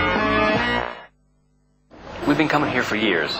Suddenly, everybody has a laptop. What gives? It's a hotspot. A hotspot? A hotspot, broadband, wireless, a tipping point. 1 hotspot, a blip. 10, a novelty. Then the game of business changes. Billions of dollars fly through the air. Billions? Billions. Watch your head. How's our security? IBM Solutions for the on-demand world. I'm Kevin Barber. You're watching Fox Footy Channel. It's footy for the fans 24 hours a day on Fox Footy Channel. Sorry, Mick, but your car's cactus. Fantastic. Blocks cracked. At last. Transmission leaks. You little ripper. And even if I tighten... Oh, mongrel. Nectar of the gods. Mate, you need a new car. Now we're in business. Announcing Toyota means business. It's our biggest event of the year, so find any excuse to get unbeatable Toyota value right now. They really do mean business. Watch your AFL team when you want to. Every match, every week, uninterrupted. Build your own library to enjoy over and over. DVD and video, available only through Australian Football Video. Call 1-800-035-665, go to sportsdelivered.com. Name a game, it's your game.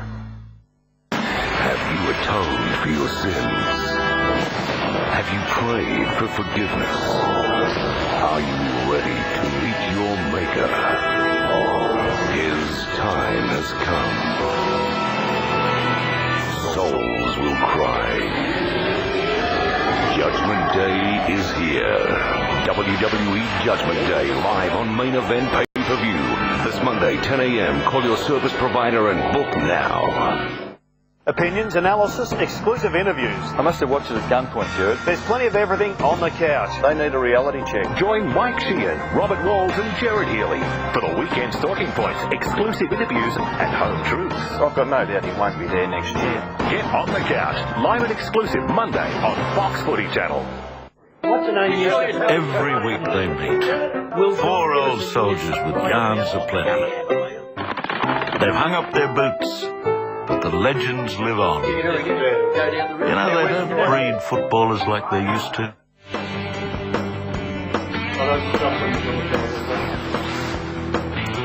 The Tigers, and Matthew Richardson has been the main man again, to the surprise of nobody. He's kicked 4 goals and given them a very narrow lead at half-time at the MCG. 4 goals, 1 for Richo. A couple of near misses, but he got them home. And there's the half-time scoreline. Much better quarter, though, by the Dogs. They were very inaccurate early. 6 goals, 13 for the Bulldogs. 8-5 for the Tigers. The margin then is 4 points at half-time. And don't forget, you can get all your AFL website details on all the AFL news, scores, features and club news at afl.com.au, and that's proudly brought to you by Telstra. All right, let's get stuck into the match, Steve, and start with the Tigers and their performance today. It started pretty well. I mean, Richo's been the focus, as you'd expect. I think it was Stafford, actually, that got them going with a goal. Yes, they opted to go with the tall forward line. Of course, Otten started in the ruck, and they had Stafford and Richardson up forward. But always hard to match up Greg Stafford up forward. It's his height, and he is a very good mark, but he's also a very good kick at goal. And the Dogs struggled to find that match up early. Through the middle, Gasper's been providing them plenty of ball, hasn't he? It's been interesting.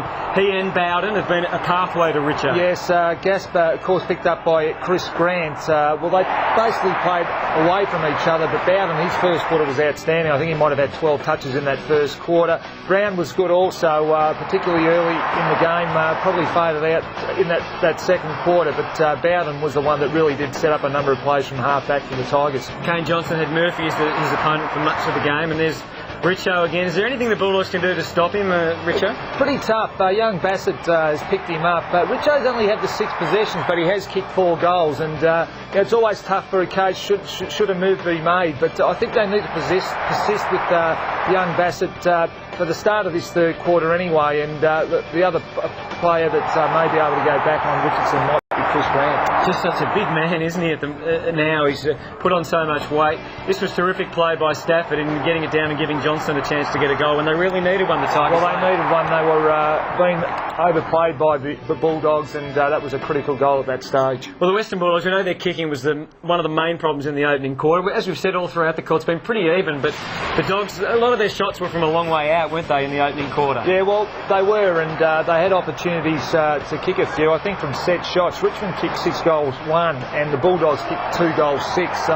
their shots at goals, set shots weren't good, but Scotty Wetts has found a heap of the ball in that first half of footy, and he's playing a fantastic game, and he's done this for years and years, hasn't he? His courage was never been questioned. But Mitch Hahn, 2 goals for the first half of football. Yeah, 2 goals too. He was one of the culprits in the opening term. But as you said, they were taking those shots from a long way out. This one a lot closer, but I think Gene Siracusa was another one. He had 3 shots at goal and missed. Yeah, and Richmond get players back so well in their defensive 50, so they were forced to kick goals, or attempted to kick goals outside the 50, but when they started to get it in nice and quickly, they did have the tools. Darcy pushed forward and Croft plucked 1 or 2 grabs, so they got the ball in there quickly and they were able to kick easy goals from that. Yeah, and their ability to get the ball in deeper, and to give Murphy a chance. We see this freakish goal. He started it in the middle here, got it going, and then kicked a beautiful goal. It's good to see him release the ball. He's a class act. He just had a little purple patch there in that second quarter where he had 4 or 5 touches within a couple of minutes, and Brad Johnson, he's played a fair game, and that was Croft there taking a couple of grabs in that second quarter. And he put that one through. He had another shot which he didn't do so well with.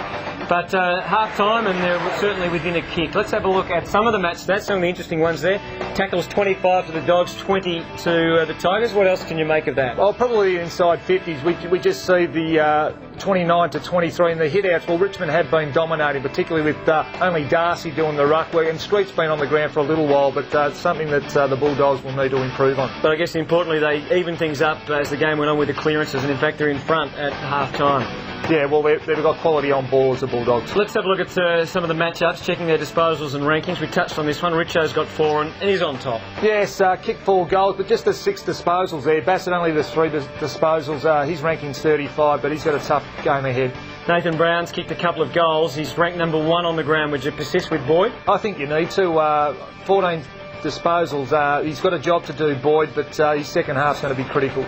And Bowden and Murphy, two not playing on each other for most of the game at least. He went on to him near the end, I think. That's right. Bowden had Junsu Kuza and played a terrific first half. Murphy has had a great duel with Johnson, but did go on to Bowden late in that second quarter. Well, here are the Telstra player rankings. Nathan Brown sits at the top of that list, followed by Joel Bowden, Scotty West, Mitch Hahn. All fairly predictable. Rowan Smith down at 8's done his usual job off half-back. Yes, and we see Greg Stafford had a good first quarter, and also Luke Darson in the ruck. All right, it's half-time here at the MCG. Just under a goal, the difference at the moment. The Bulldogs, of course, they'd be happy with their second quarter. I wonder if they can keep it up. Sunday, the most comprehensive team in the AFL brings you the clash between the Kangaroos and the mighty Port Adelaide. Long drop, See all the action from Telstra Dome, uninterrupted, siren to siren. Sports Active coverage of this game available exclusively to Foxtel digital subscribers. The Kangaroos against Port Adelaide Sunday on Fox Footy Channel. Uncle Mick, is $19,990 a good price for a Toyota Corolla? Well, love, it all depends on how many Ks it's done and what year. Oh, it's brand new. Brand new? A Toyota Corolla? Manual from 19990 with air. How do they do it for the dough? It's Toyota's biggest event of the year with top-selling Corolla Ascent still just $19,990. That's class-leading value. These blokes really do mean business. Harvey Norman's all-new cooking catalogue is out now. It's packed with all the latest cooking appliances from the top brands like Chef, Westinghouse, Simpson, Fisher & Paykel, and Europe's finest Whirlpool, Ariston, Blanco, Omega, Schmeg, Bosch, Ilby and Miele. Wall ovens, cooktops, range hoods, upright stoves, multi-fuel ranges and microwave ovens. You can buy our complete cooking packages on 15 months, no deposit, no repayment, interest-free terms. Conditions apply. See store for details. Harvey Norman, your cooking appliances specialist. Harvey Norman, go!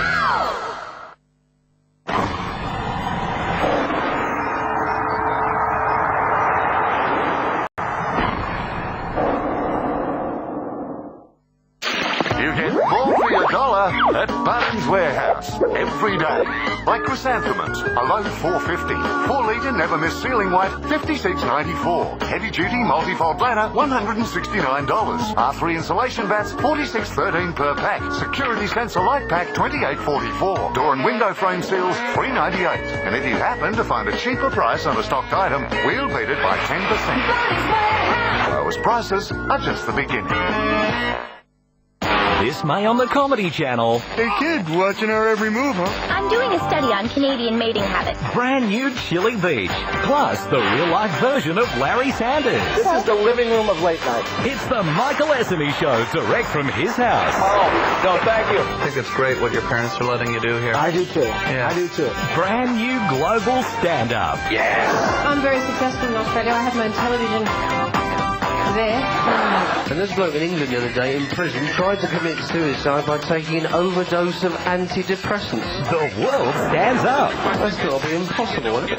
Sunday specials from the Saturday Night Live legends. Garth, if I'm not mistaken, this is the year you finally got pubes.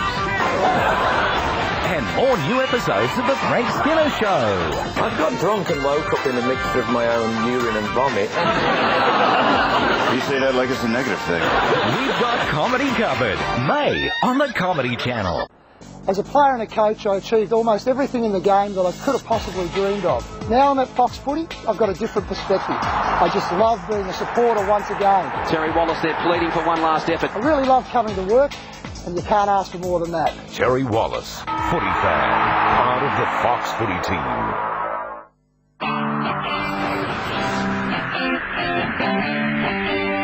Welcome back to the MCG as we look at the Richmond Rooms in what's been a very entertaining first half of football, which sees the Tigers leading by 4 points. They led by 11 at quarter time, but the Bulldogs were able to fight back slightly in that second quarter. So the Tigers by 4 points. Well, round 8 started last night at Amy Stadium, and it was the Bombers.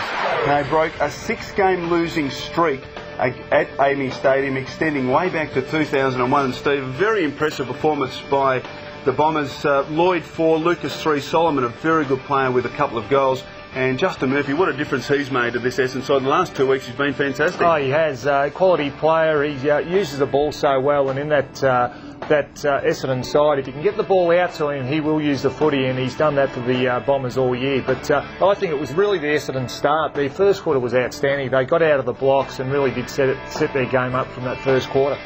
Well, for the Crows, what a performance. Wayne Carey in, well, certainly his best game you would think for the Adelaide Crows. He kicked 6 goals, 4. Was in outstanding form. He was, and really he looked like the Wayne Carey of old. He looked a little bit angry, and he wanted to prove a point, and started on McPhee, and it was really their only tall forward and goal kicker up in that forward line, and he played a terrific game, and we just hope that he can continue that form for the rest of the season. Adelaide's captain Mark Rashudo with their 28 possessions, so he's in very good touch as well. Well, 3 other games to be played today in round 8, and one of them there's been an announcement. Glenn Jakovich has announced that today will be his final game for the West Coast Eagles. Game number 276, 4-time best and fairest.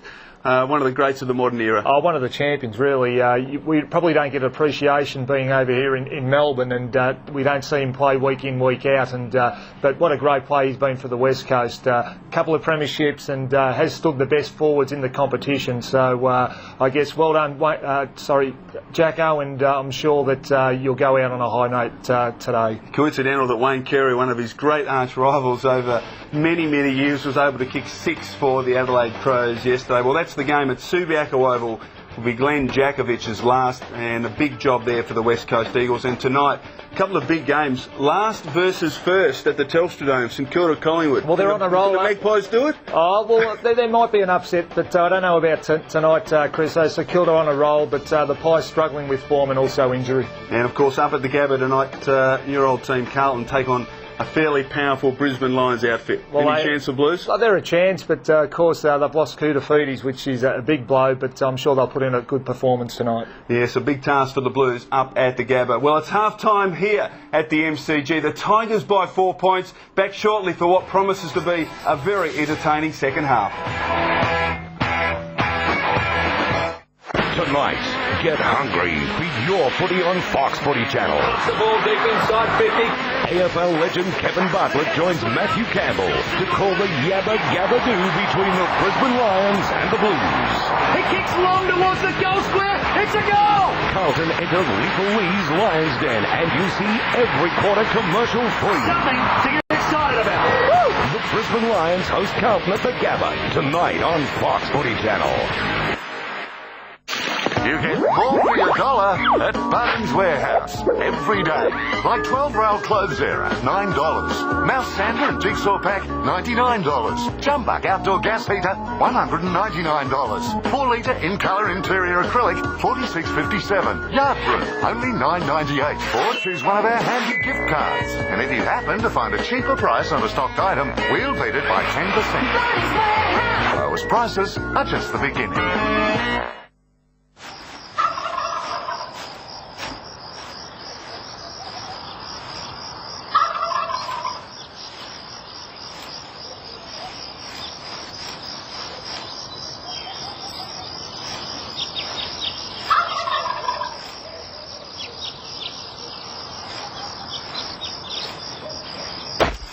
Except no imitations. Wild turkey. Real Kentucky bourbon.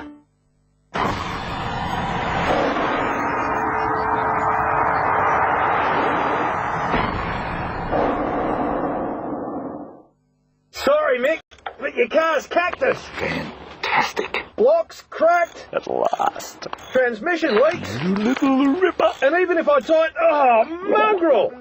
Nectar of the gods. Mate, you need a new car. Now we're in business. Announcing Toyota means business. It's our biggest event of the year, so find any excuse to get unbeatable Toyota value right now. They really do mean business.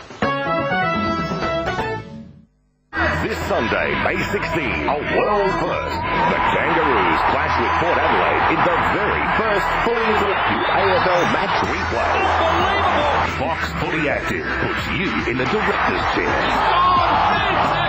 Select camera angles, audio feeds, in-game highlights, and view statistics all as if you're watching the game live. A world first, a revolutionary telecast, exclusive to Fox Footy Active.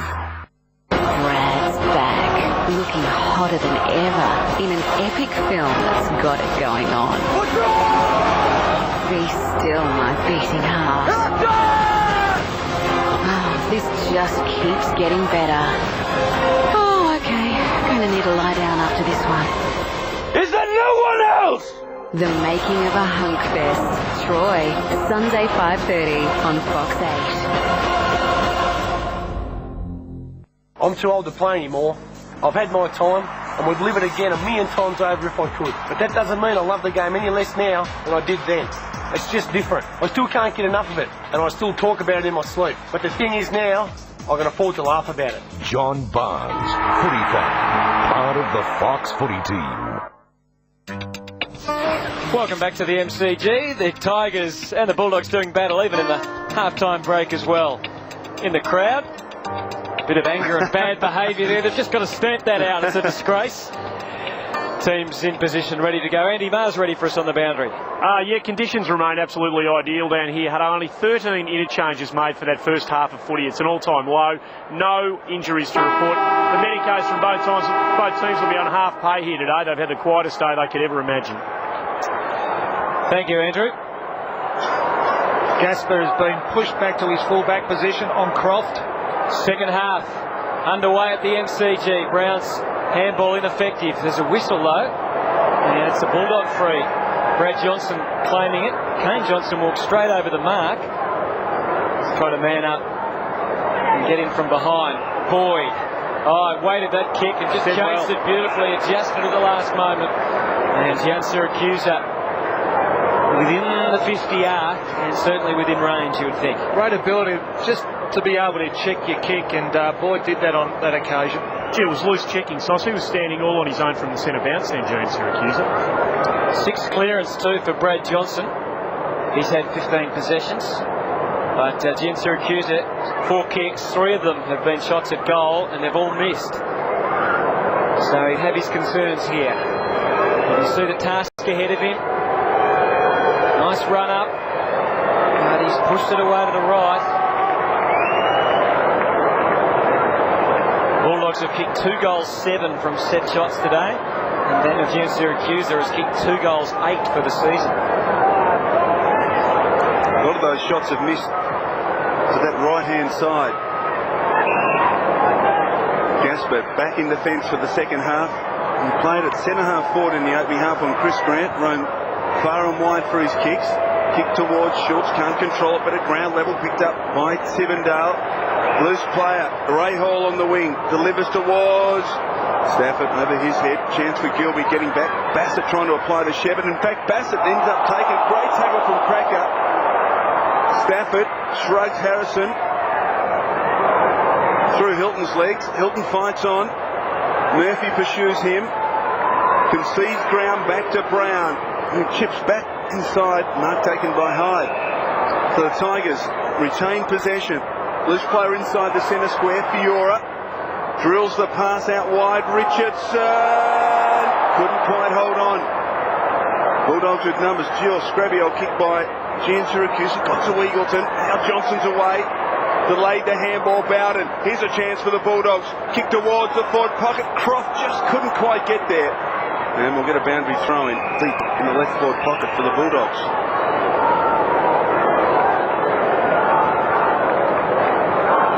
Plenty of pressure in that defensive half. Defensive 50 for the Western Bulldogs. Tigers couldn't make much of it. Now a scoring opportunity for the Western Bulldogs. Croft beaten easily by Ottens. Handball went astray. The fork. They can raffle at Richmond. Kellaway in a spiral torpedo along the ground, forking out what pace he's got.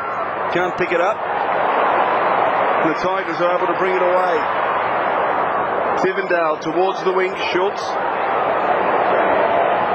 gets away from Grant, gets the handball back to Tivendale, who kicks it long. Stafford the target. At the back, Darcy lending support.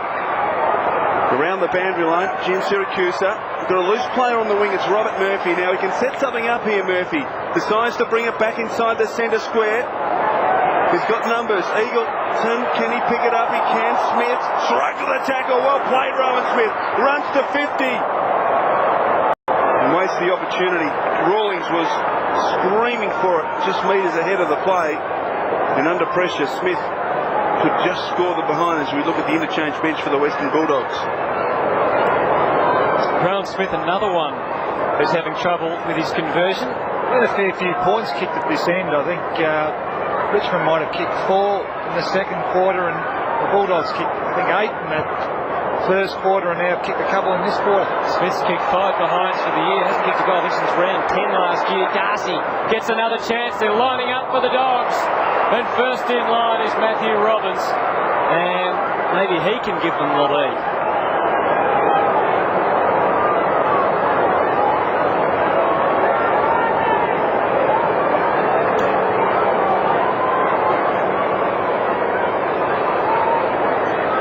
So Robbins, 1 behind for the day. Similar position. This is a little kinder, but his kick is just the same, away astray, and he'll have to give you some grey hair, Peter Rose. It's not a good result, is it? 6-16.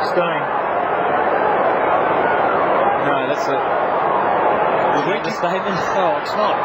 22 scoring shots to 13, and they're still behind. Fiora wants to outrun Croft and does. From half back, delivers dangerously. Oh, good mark taken by Chris Grant. Smith. Now Croft will get to this one. He's outside 50. Well, he hasn't got any options deep in the goal square. He kicks towards the goal square. Johnson can't take it. Ball still in play. Oh, Faulkner tries to dribble it through. Can't. Probably strokes it through for a behind. Probably could have kept on running there, so. Yeah, just didn't realise how much time he had. Scores are level now. 6 goals, 17 to 8-5. Nathan Brown. Again, the Bulldogs have got the height and the numbers. Oh, terrific mark from Chris Grant. And young Schultz is being picked up by Grant. He just can't afford Chris Grant to get a cross like that on a kick out. Isn't it great to see Chris Grant having the confidence to fling himself around like that, as brave as ever. Long one from Darcy. Rawlings in front. Played for the free, but in doing so, that's not a criticism. He just presented himself in the front. Andy Kellaway just caught out there, Hutto, because he stumbled just as the ball was about to arrive, and he jumped up and made the error, because I think he was just trying to get back and make body contact and push Rawlings out, but just unlucky there that he just stumbled as the ball was approaching him. They're seriously flat at the start of this third quarter, Richmond. The Dogs have done all the attacking. They haven't been able to convert. Jade Rawlings, we know he's had his problems in front of goal this year. At the MCG, he's kicked 6 goals, 14 this year. Just his 4th possession for the game. So it would be a huge confidence boost here if Rawlings could kick his first of the day. And the Bulldogs players in the square clapping, but unfortunately not enough to convince the umpire. 6-18 now. Of course, they kicked 7 goals, 22 against Port Adelaide. That was their end score. 6-1 inside 50 in this third quarter. Just underlines the dominance of the Western Bulldogs. And Richmond have had a lot of trouble getting it out after the Dogs score behind. That's a kick intended for Rottens. This time they've got numbers at ground level. Johnson, Chaffee, well done, Darcy. He ran down the kick. And they're able to tie it in. There it is, the inside 50s this quarter, 6-1. I think they've kicked 1 goal, 13 at that end of the ground, Sauce, for the day. Yeah, they're having problems down this end. Ottens gets to the front. Boyd falls over. Chance for Bowden. And Chaffee up a step. High towards the wing. Schultz this time in front of Grant. Oh, he was taken down unnecessarily and illegally. Wilster cracker. Here's a chance for the Tigers. Fletcher comes to bounce off his chest. Brilliantly picked up by Gilby. Concedes ground back to Murphy. Can he find a target? Just sets it up. They need a contest. Oh, they well get done. one. Well played by Bowden. That's good pressure, isn't it? Bowden just forced the spillage there, and the ball is held up in the Bulldogs forward 50. The Bulldogs in front by a point, but they've had 24 scoring shots to 13. Ottens straight to Boyd. He tried to get the handball, rifle-like back towards Croft. Johnson somehow got it back to Hahn from 50, off a step. Oh, he's kicked a goal! Oh, hang on. Well, our broadcast position, we are right on that line, Steve. That looked through to me. Steve? I'm with you, Chris. Gee. I'll back the umpire. Yeah, typical. Through the middle. The Tigers repelling, and suddenly they can launch an attack. Callaway measured the pass to Richo, and how things can change quickly. Richo lining up for goal to give the Tigers back to lead.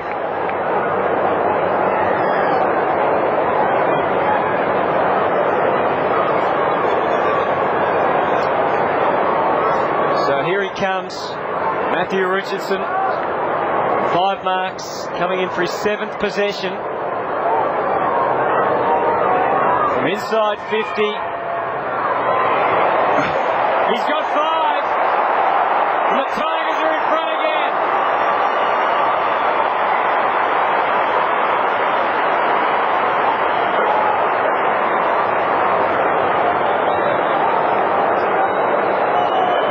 Well, it's incredible, isn't it?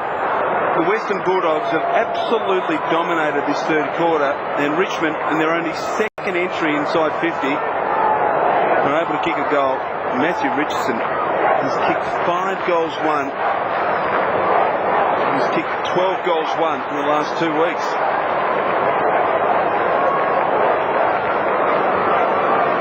And here's a look at that goal we thought might have been made. Well, we might have to eat our words there, Steve, because it looked very close to the post before the defender touched it. Our argument was that the defender touched it behind the line. Last time I'm backing you up. Darcy wins it out. Johnson just had to reach for the football, which held him up. Now a chance for the Tigers. They've got numbers. Johnson was barreled by Darcy. Cracker. Joel Bowden. The Tigers away. Long penetrating kick. Mark taken by Fletcher. No.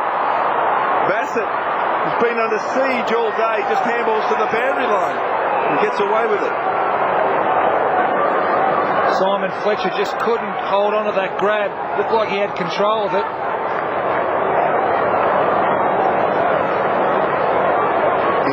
Well, gee, it was close. And the umpire there, and that's the argument for 2 umpires, because he was in a long way. Yeah, perfect position. The Dogs bring it out. Eagleton draws Cracker, pops it over the top to Harrison. Eagleton kept going. Promising attack this from the Bulldogs. Where does he go next? That's the big question. Inboard, Smith couldn't get past Bowden. The turnover. Schultz.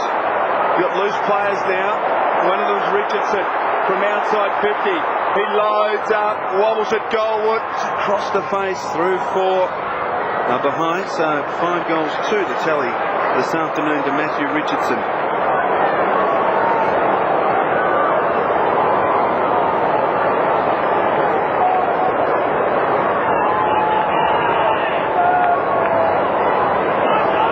Strange old third quarter.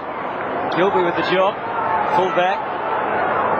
Got Harrison in close away to the left. He scored dangerously, just poked it down the middle. Brad Johnson's been giving the Dogs plenty in this quarter. For the whole match, in fact. His 19th possession out onto the wing. Hahn, the centre half forward. From behind Rawlings, from the side. Stays right. Andrew Callaway. Chaffee wobbling, one to the wing at best. Well, he had good grab. He had Ottens free, and Ottens is letting him know that he was free as well. Hahn through the middle, plenty of dogs roaming on the wing. Gilby a couple of bounces, launches to full forward. Croft with 3 to beat. Rawlings just banged it onto the boot. It's still in. Robbins, unbelievable kick. Is it a goal? It's a mark. He's paid the mark on the line to Bowden. Oh, dear me. Surely that was over the line. I'm not saying anything. I'm with you, Chris, eh? Oh, dear. Well, there's his angle anyway. Of course, in the Wizard Cup, he'd be directly in front of goal. It was an extraordinary kick by Robbins. We had a great look at it from our angle. But anyway, here's Patrick Bowden. He can give the Doggies back the lead. They've only managed 1 goal at this end for the day. Good looking kick. They're in front again.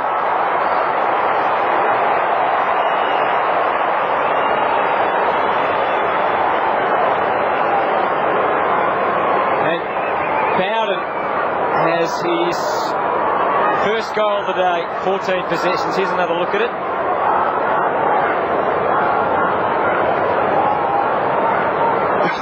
Almost in the crowd. He was in the first row when he marked that. He's robbed the goal of the year. Well, let's have a look at this remarkable kick from Matthew Robbins, and there's Bowden marking it. Now, that is at least half a metre behind the line, you would think. I think the goal umpire has robbed Matthew Robbins of the goal of the year. The Bulldogs get a goal in any case. And they're back in front at the MCG. Cracker working hard. Ottens can't get a handball clear. Murphy wrapped up, bounce. The important point to be made there, if there was an error, is obviously that Bowden could have missed the shot, and also that it could have been a Richmond player taking that mark. So it was a pretty crucial mistake to be made, if it was a mistake. I'm going with the goal umpire. Ottens down, but the only player there is Gin Syracuse. He thumps it long towards half forward. Contest. Good fist from Hall. Hyde, Bowden got it away quickly and needed to. 7 up. The Dogs' pressure's enormous. West just gave it up. Hyde. Now they're away, Richmond. Joel Bowden was fantastic in the first half. 3 bounces. Drills it short. Richardson. 21 possessions this afternoon for Joel Bowden.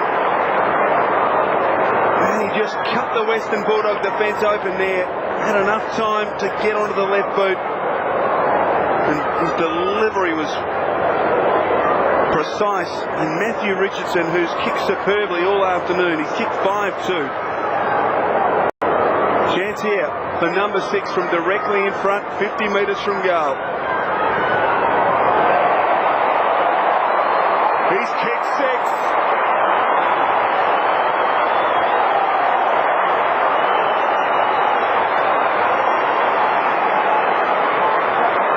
By Matthew Richardson.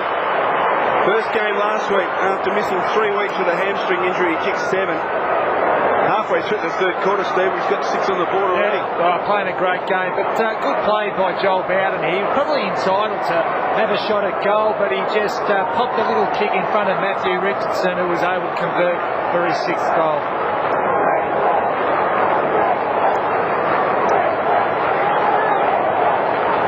It's Richo versus the Bulldogs at the MCG. Time for a move, Steve. Richardson 6 goals, 2. Okay. 6 marks inside 50. Plenty of them are pretty hard to stop though. Out the middle. Hahn. They're getting the ball from the clearances. The Bulldogs getting it in deep. Croft, who's at the front, ready to rove. Robbins was, couldn't get on board. Callaway, handball. Gasper, Hall. They're lining up for a centre half back. Bowden. Kane Johnson, Tigers the centre half forward. Tough one for Brown to mark. Well played, Boyd. And well done by Gilbing. Again, they control it. Rowan Smith, delicate kick.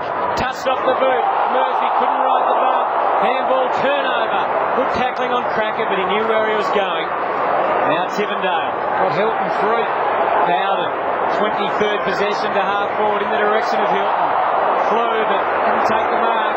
Hahn To half forward, loose man is Patrick Bowden, having a field day to Bowden's. Rawlings moves, kicked us in a bit too much on it.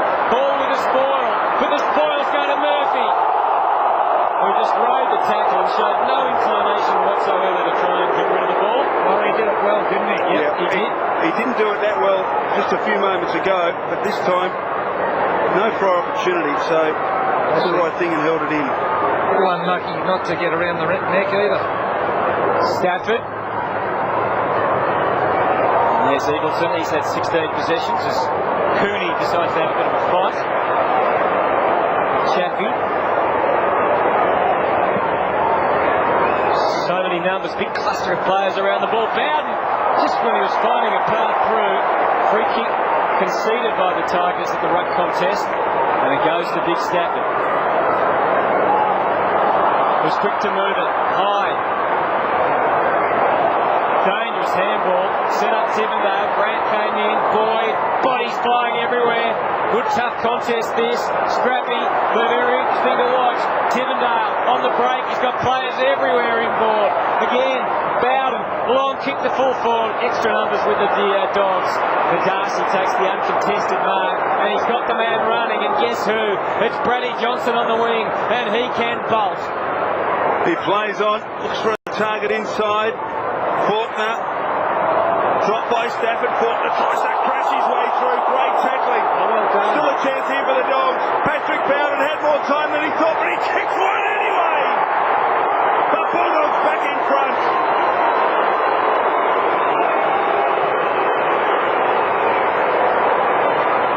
Well, it's goal for goal at the MCG. A very entertaining game of football.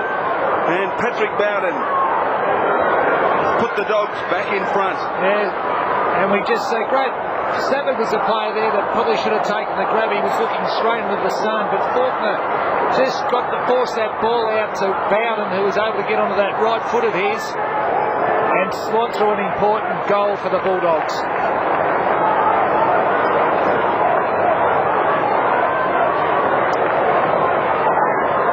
Job in the coach's box today for both Danny Frawley and Peter Rode. Darcy. Johnson's been magnificent in this quarter, out of the middle, couldn't get on the end of this one. He's had 7 clearances for the day, Brad Johnson. Yeah, it's just opened up in the middle. All the on-ballers seem to be playing their own game at the moment. Not too much one-on-one football in there. Murphy and I having a bit of a push and shove. There's Hargrave gone on to Matthew Richardson. Certainly outsized in an enormous way. He'll be tested very soon because the Tigers turned to surge forward. Ottens couldn't control it though. And Gilby trusting his skills to switch play. The chest of Gian Syracuse, who was the target. Now Bowden, he's creating plenty of havoc across half forward. Kick was half run down. Eagleton had to go back to Bowden.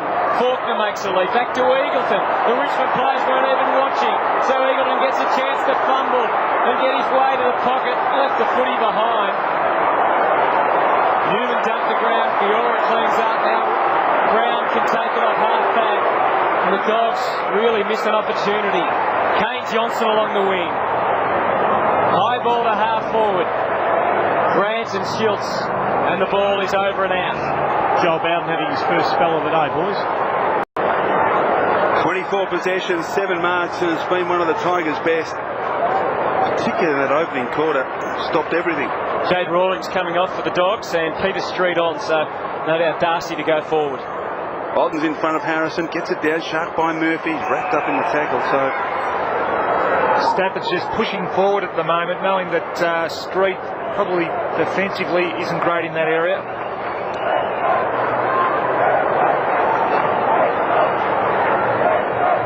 Half forward for the Tigers. Ottens, brilliantly done to Johnson. He sets Brown away from outside 50. Nathan Brown, a thumping kick. Just offline.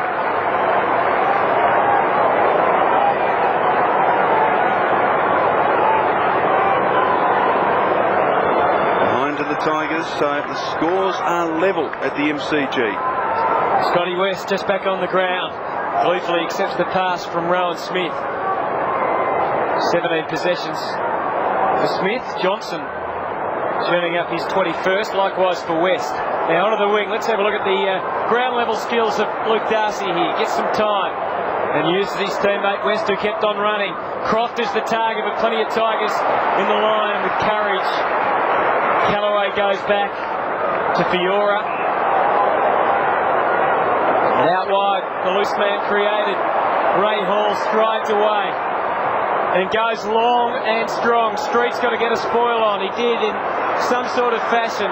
Ground level ball. Kane Johnson. High is the call. He plays on. He handballs. Gives it to Brown, who's a goal kicker.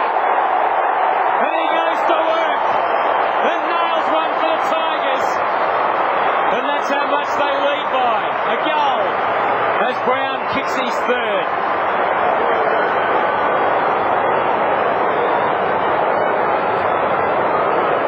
Well, just a quick handball here by Kane Johnson. Brown was always lurking on that trusty left foot of his, and he does it so well.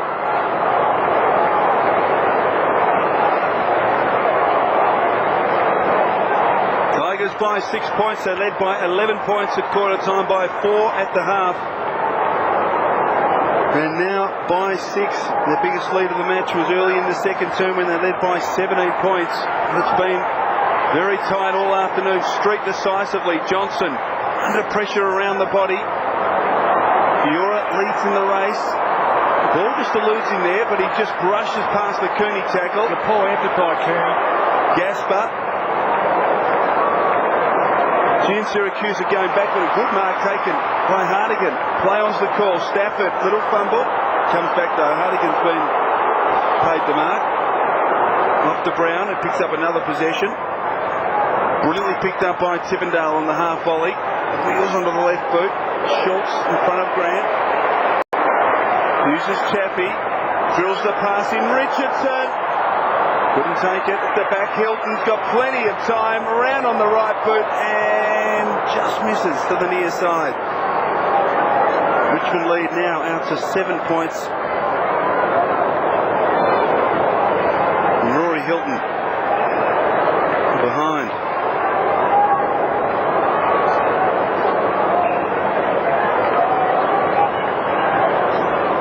So it's the Tigers' turn to have the momentum at the moment. Out to a 7-point margin as the Dogs try and be precise to find their way out of trouble and get to half back. Harrison, the link in the chain, has got Street up on the wing. He goes into the middle, flirting with danger, but well executed. Hahn takes the mark. Runs onto the left and a shocking looking kick. A real mongrel. Hartigan takes it and might make them pay here. Johnson going wide. High back to Tivendale, who's got a lethal left boot, and it was beautifully done to Ottens. At full tilt, he takes the mark, just within range, if he really gets hold of the kick. Well, Skiller has hurt the Bulldogs last week against the Bombers, and that effort by Mitch Hahn could really make them pay. Kane Johnson's having a rest for the Tigers while Fletcher comes onto the ground as we watch Brad Altons, who's had 9 possessions, 4 marks, no score so far for the day. 4 goals, 2 for the year. Certainly not going to score a goal with that kick, just to satisfy himself with a behind. So the Tigers, 11 goals, 9.75, and the Bulldogs, 8.19.67. Close to three-quarter time. Another goal here for the Tigers. Very valuable. Smith. Dangerous kick. Tivendale slipped over. Grant keeps his arms free. Well played. And finds Harrison on the wing. Ben Harrison. The half forward. Croft and Gasper. No, Croft pushed over. No free kick.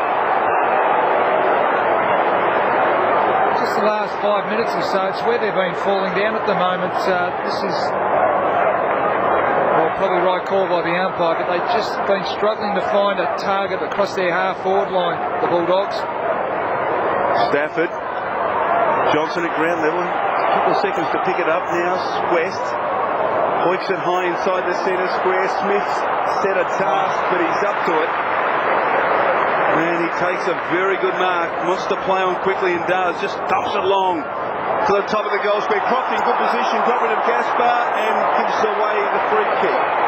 What do you think, Steve? I'm not too sure whether that was right. He was just protecting his space, Croft.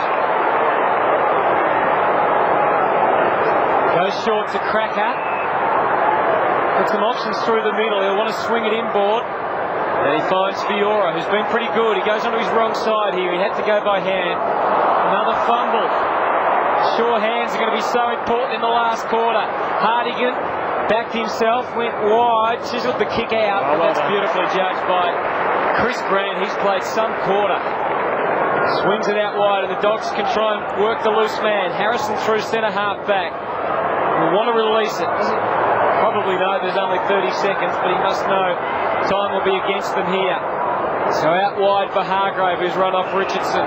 Got nothing. I think they're going to have to bring Rawlings back on the ground because they need another link in the chain across centre half forward. Croft tried hard. They got held without it, but not according to the umpire. It was a tough call, and the ball is over and out. So 14 seconds remaining. And time in possession. Dead set level. Can they do it in 13 seconds, the Dogs? Good fist from Stafford, but it does give Hahn the chance. Can he find someone to take a mark? No. West goes backwards, and the Dogs are going to run out of time. The ball in Chris Grant's arms. So at the end of that, the Tigers won the quarter. The Dogs certainly had plenty of the footy early on, Sauce, in that term. Didn't make the most of it. Richmond deserved their lead, probably. They do, and I'm sure Peter Road would be very disappointed with the way that quarter fell away. They were dominant in the first quarter. They failed to put the score on the board, and really halfway through that third quarter, Richmond turned the tide and they started to use the ball and got the score on the scoreboard. But really, the Bulldogs are going to win this game. They just need to convert on the scoreboard, and that's one facet that Peter Road will be telling his players at three-quarter time. One positive for the Bulldogs today has been Chris Grant, as he's returned to form in great style.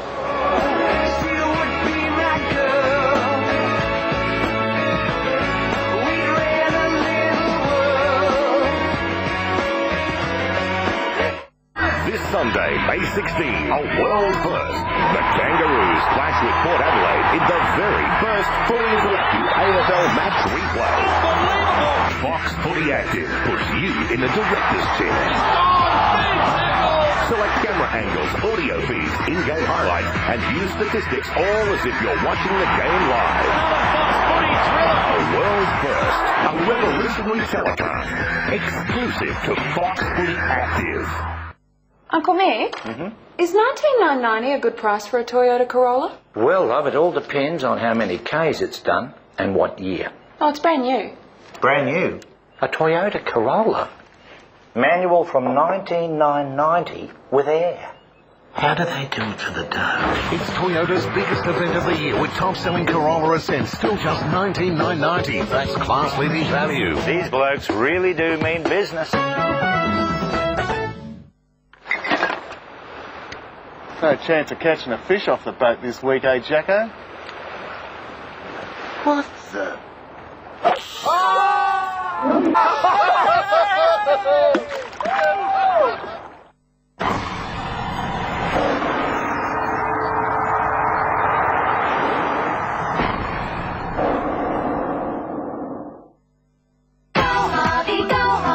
Two is better than one with Harvey Norman's Telstra 2-up deal. Pay $0 up front for the Siemens C60 on a Telstra Mobile 30 plan and you'll get a bonus handset. Now, two family members can use this great little tri-band colour phone with big display, camera-ready option, MMS, games and more. Pay $0 up front for the Siemens C60 on a Telstra Mobile 30 plan and you'll get a bonus handset. What a deal! Now at Harvey Norman, your Telstra dealer. Go, Harvey, Norman, go!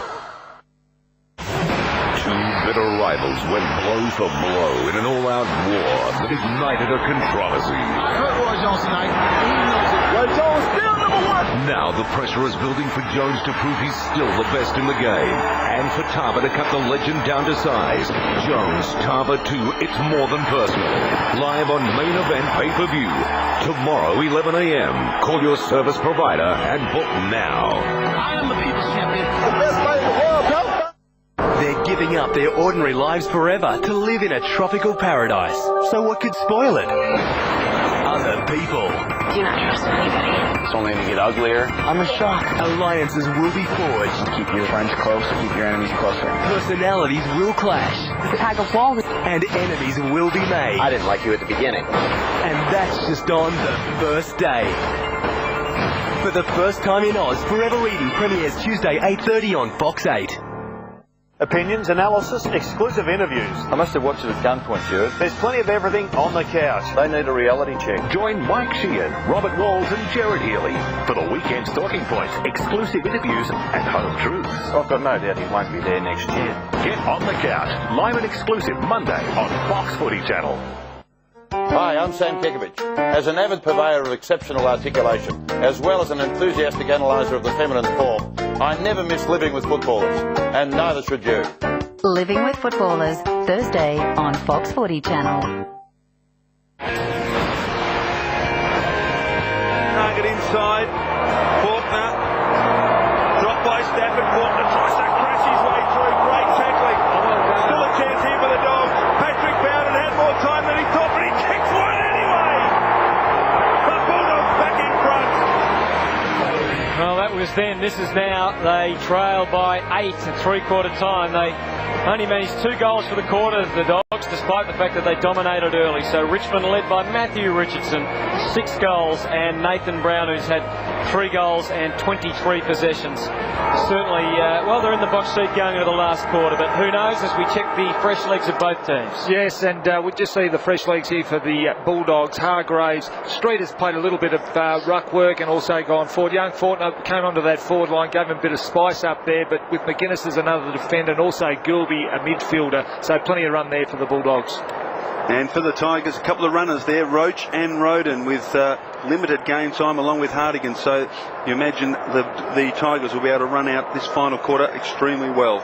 And down to Andy Marr on the boundary. Yeah, thanks, Hutto. The only injury concern for the Tigers seems to be with Luke Weller, who's got a heavily strapped right thigh and or hamstring. We can't ascertain which one it is at this stage. Sauce, I heard you talking about Adam Cooney in that quarter. Real lack of intensity about his running through the middle of the ground. He's had little impact. He was blowing up really hard halfway through that third quarter. Couldn't get to contest. So I see he's going to start this quarter on the bench. They need something out of their number 1 draft pick. Andrew Marr on the boundary line this afternoon. There's Weller making his way to the bench. And we're just about ready to go. All right, off the fence, Sauce. Who's going to win? Well, I think the Bulldogs, if they can just kick straight, really, just get the ball in there, play long and direct, but also have a bit of a defensive game. I think they lost their way a little bit halfway through that third quarter where they just stopped picking up their opponents. So if they can get back to winning the footy and putting a bit of pressure on their opposition, they're a good chance to win. Bit of merry-go-round stuff going on as the Dogs try and work out who's going to start inside. They've got 5 in there. Gee, flirting with danger there, Brad Johnson. Last quarter from the MCG, it's the Bulldogs going in against the Tigers. The Tigers taking an 8-point advantage. But the Dogs surge forward. Eagleton, he's a big roost of a kick. Right to full forward, well placed for Hahn. Mark not paid. And Gasper gets the clearance. Away for Bowden, who confidently got the ball onto the left because Brown was already to scoot away. Glides along the wing and delivers well for Hilton. Kept on going, Brown. Hilton, though, makes the switch. Going short for Cracker. Smith couldn't get a fist in there. Cracker hasn't scored, but he's had 11 possessions and 4 marks. Sets it up for Richo. Got 2 to beat Stafford. Coming through Harrison. And he's got the loose man on the wing, Eagle, and he better watch out. Charging through was Callaway. Got fist to it. And now Schultz gets his chance. Back to Johnson. Tigers out wide. Callaway goes for Richo. Just out of his grasp. There's a poor option there. He had Stafford at the top of the square. And he's opted to go for a shorter pass to Richardson towards the boundary line. Needed just to put the pressure on the Bulldogs, go to the top of the square. Tigers deep into attack. Street gets it down. Smith. Good handball through the congestion to West, who finds Gilby. Another chance here for the Dogs. Eagleton. Just forced to stop in his tracks. Now we go out wide. West. They link it up again with handball. Gilby. Oh, look out. He's in trouble. Johnson. Just they get away with it. Long towards Hahn. Fiora can't take it. Darcy at ground level. Kellaway will fend off into the face there of Mitch Hahn. Still it goes on. Darcy's got another chance. Loose player. Murphy from 20 metres kicks a goal.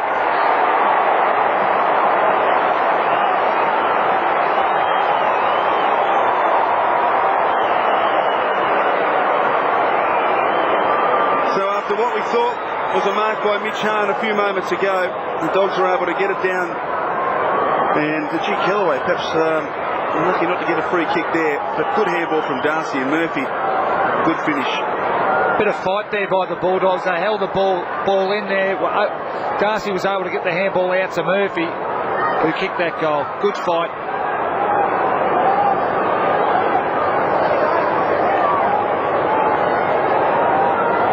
So the Dogs get the first one, and it's back to a 2-point ball game at the MCG.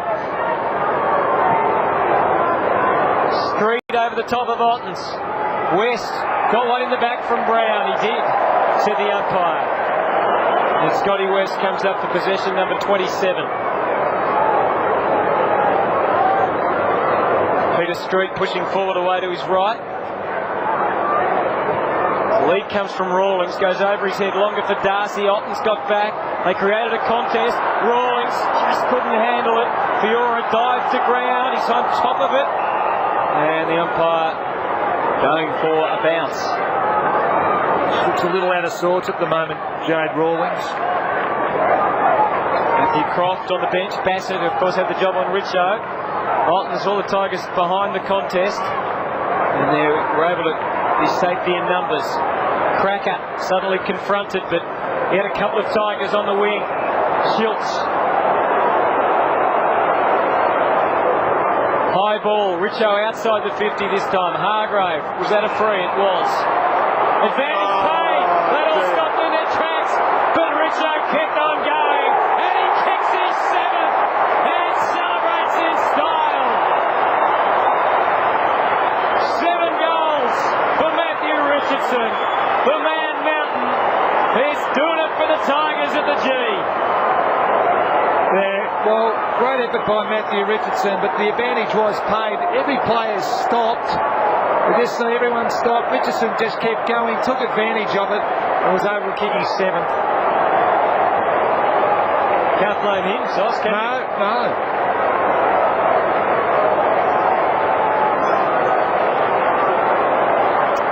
Well, they all stopped. I think Matthew Richardson even looked back to see whether the umpire had called them back.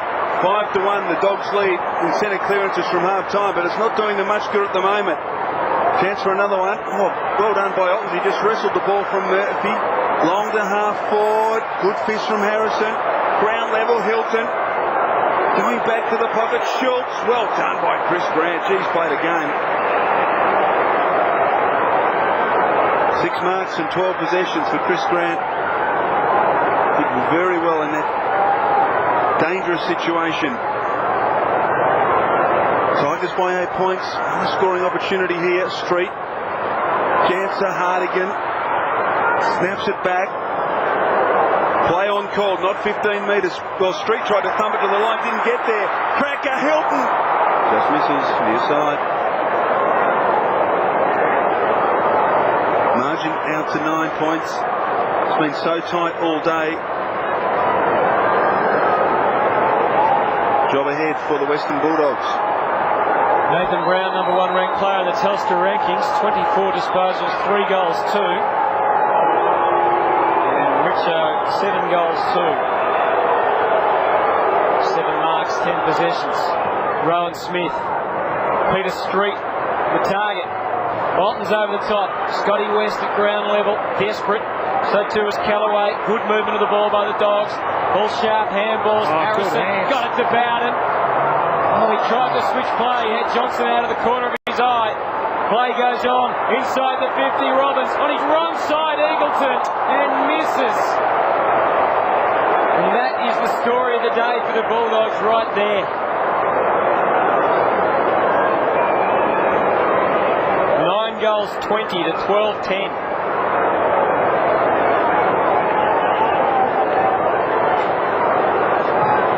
Richmond. Fiona's got it in the back pocket. Chappie kicked it to him and gets it back. Top of his defensive goal square. Plenty of numbers for the Tigers. Kane Johnson. Robbins stands the mark but allows Callaway to get away. Long towards half forward. Not too much of a target there. Ball bouncing close to the line. Gilby will pick it up just inside and does very well just to get it over. So a boundary throw in left half forward for the Tigers. 8 points the Richmond advantage. Craig Stafford been very good today. Opposed by Street. Brad Johnson tries to knock it to Murphy, hard up against the line. Just handballs along the line and over. And as we look at Adam Cooney getting some work, hasn't been a great day for Adam Cooney. Stafford again. West draws a play. Jim Syracuse confronted by Chappie, but West kept running. Well played, Scotty West. Can he find a target inside 50? Big leap at the... Oh, Darcy dropped the chest mark in the end. Now a chance for Faulkner. Robbins has got a loose player in the goal square. Oh, that's ignored. Gee. Has he kicked the goal? Oh, he has!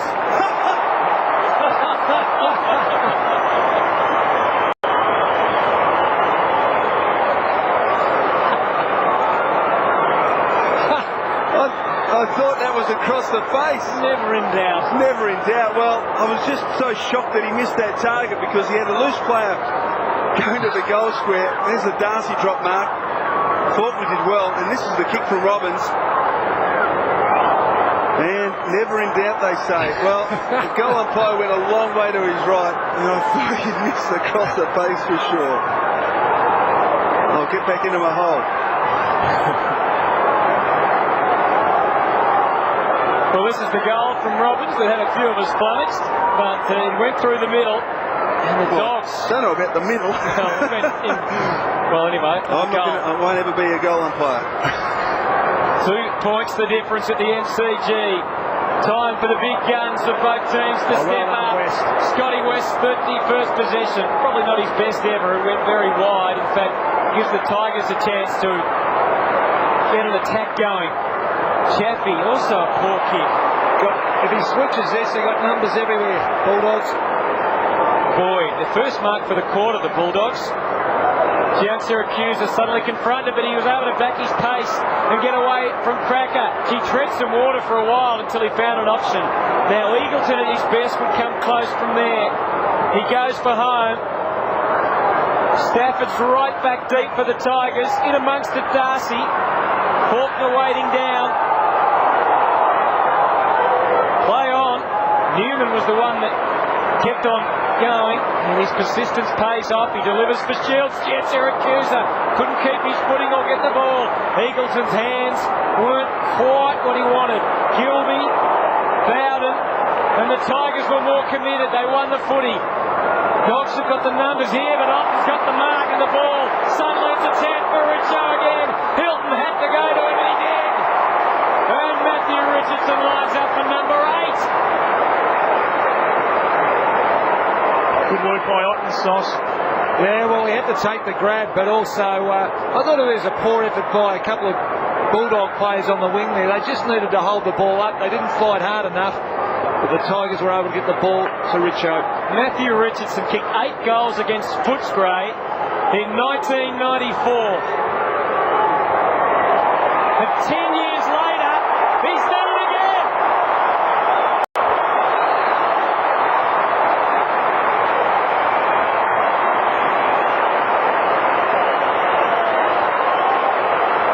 For Robert Wall, course, has been saying for years that one day Richo will come out and kick 14 goals. And this could be the season, because I tell you what, he's looking in great shape up there, Sauce. Oh, he is. He's got all the space in the world. He's got a good understanding now with Brownie and also Johnson. And he times his leads to perfection and did it on that occasion as well. What a game from Matthew Richardson. 8 goals, 2. He kicked 7 of 10 last week against the Swans. He's kicked 8 of 13 today. Man is unstoppable at full forward. Street, wide of the plate. Gian Syracuse ducks the head. Doesn't use Murphy, decides to do it himself and kick to Rawlings. Oh dear. Jade Rawlings has had one of those days. Murphy. West slips over. Oh, nothing going right for the Bulldogs now. Ray Hall gets it from Hardigan. Long inside attacking 50. Richardson again.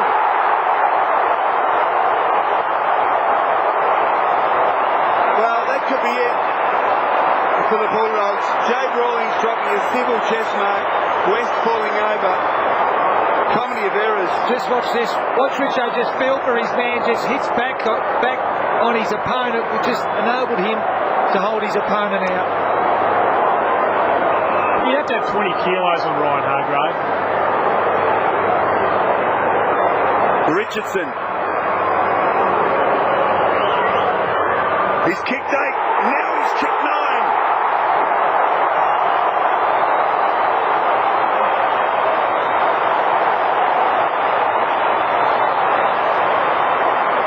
What a performance by Matthew Richardson. 9 goals, 2. The Tigers by 14 points.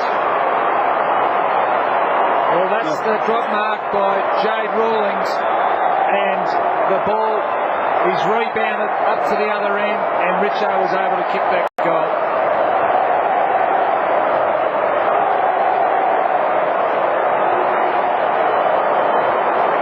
The Tiger fans singing with gusto and joy at the MCG, and all for that man Richo. 9 goals he's kicked, single-handedly destroyed the Bulldogs. Still plenty of time for the Dogs to get back in it, but they need to act quickly. Oh, Schultz, well played, coming out the line. Suddenly they're buoyed with confidence. Nathan Brown for Hilton. Get it in. Just pops it over for Tivendale. And Matthew Richardson in the goal square says, have a shot, I'm exhausted. Brad Johnson coming off the ground after that tackle.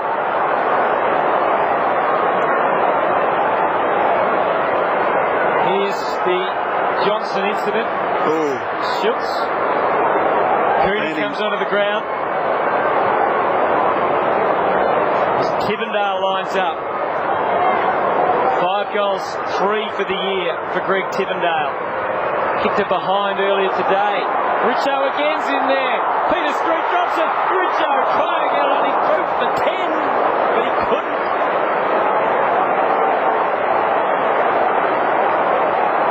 Can't begrudge the Tiger fans some joy after their miserable start to the year. Boyd goes short and gets Gian Syracuse. Half back, kicks to Darcy. Hasn't gone off the mark, so goes back. And he's got Peter Street in the middle of the ground all by himself. That's ignored. Decides instead to kick short to Eagleton. Missed an opportunity from 20 metres in this quarter. Boyd. Dangerously close to the line, but not just inside. Rowan Smith chips it over the top. Gian Syracuse has got it, decides to play on. Kicks to the top of the goal square. Bowden needs a mark. Can't take it. Ryan Hargrave, little fumble. West fighting hard, as he's done all day. There's a free kick. Where's that going? Go the Tigers. Nathan Brown. Cross gone under Richo. Let's get to Andy Marr. Johnson was properly on the right ankle, boys. He's trying to run it off. Nathan Brown coming in for possession number 27. Squares it out wide. Jasper. Schultz marks, dropping back on Chris Grant.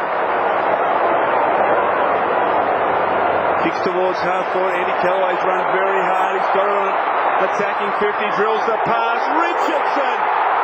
is unstoppable. Third opponent, Matthew Croft.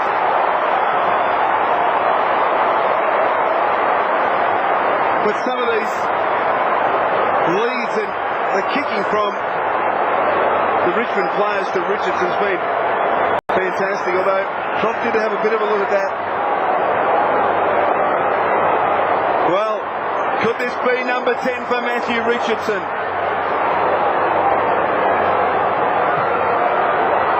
No.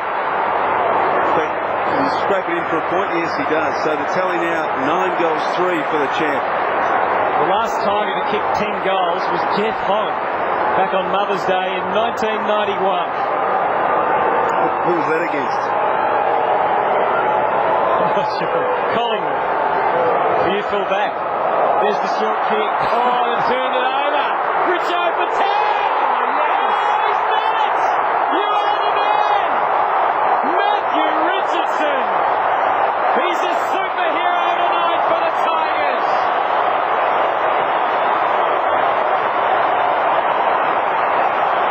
Oh, they absolutely love him, fellas. They love him down here. Well, the sad thing is that they haven't always loved him, Josh. Oh no, but it's just great to see this guy play well, because he takes a fair bit of flack over a season, but when he's on, and he's been at his absolute best today.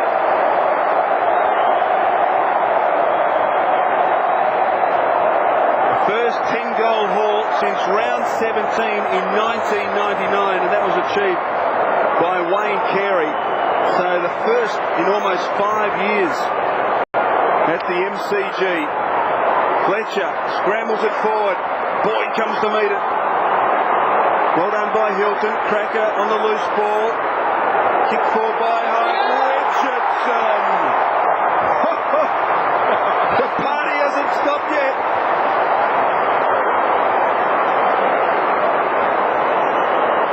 Gee, what a performance. Chris Hyde, the kick was just perfect. Have they done enough, Sauce, to stop him, like putting blokes in front of him? Well, just watch him kick this. No, he's kicked that across the face. Ball still in play. Contest. Darcy can't control it. And knocks it through far behind. So, margin. 53 points. Just getting back to your question, Hutto, it's really tough to stop. You just can't have one focus on one player, and that's been the beauty of the Richmond forward line setup. They had Ottens, and they had Stafford up forward. So basically, Grant in that first quarter had the concentration of those. It's a set play. He's kicking points now, so he can mark the kick-ins. Richo. Oh, he kicked into the man on the mark. Only Richo could do that. Over to West. Through the middle. He had Hahn away to his left, but he wanted to go long. They need a mark. Robbins. Does he take one? He obliges. The umpire has paid the mark to Robbins. They need a goal. There's still time for the Bulldogs. 23 points. It's unlikely. They definitely need a goal here.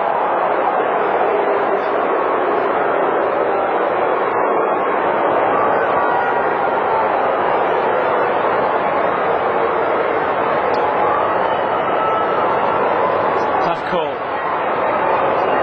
Matthew Robbins kicking a goal has proved very costly today, and he missed it.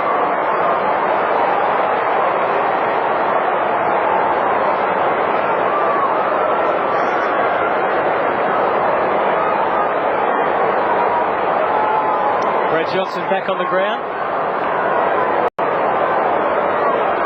Chaffee. Kellaway, dangerous kick. Ottens judges at the best. Fletcher, Hilton at the back. Good mark taken in front by Johnson. No, not paid. Gilby fighting hard along with McGuinness for the Bulldogs. Johnson has it, and eventually we get a bounce at half forward. Dane Johnson a bit disappointed. A free kick coming back to Gilby, or is it to Brad Johnson? No, right the first time. Gilby to the wing. Schultz going back in very well on Murphy. Brown, well done Nathan Brown. Schultz Tries to break the Boyd tackle. Get the handball away. Hyde got it back to Brown to Schultz. Long towards half forward. Richardson leading in the race for the football. Croft did well. Just quite enough pressure to get the ball over the line. But what a match from Matthew Richardson. 12 marks, 16 disposals, 10 goals, 3.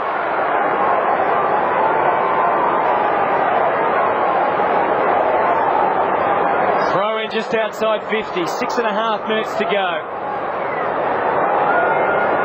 Can the Dogs do something? We're going to see more Richo magic. Boundary throw-in gives him another chance after the Bowden kick. Bowden certainly returning to form. 27 possessions, had a slashing opening quarter. Of course, started the game across the half-back flank now being pushed to the midfield. Stafford more than happy to see it back over the line again.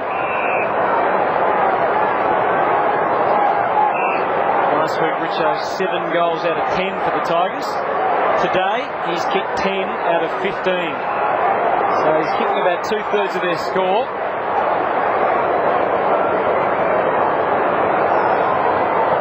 Darcy. Cracker. He's had a shot there. Richo's kicked 25 goals, 6 for the year.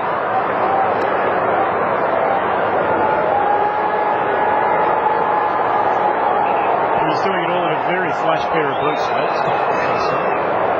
Gilby kicks into the outer side, but Ottens, they've just killed off the spirit of the Dogs, haven't they?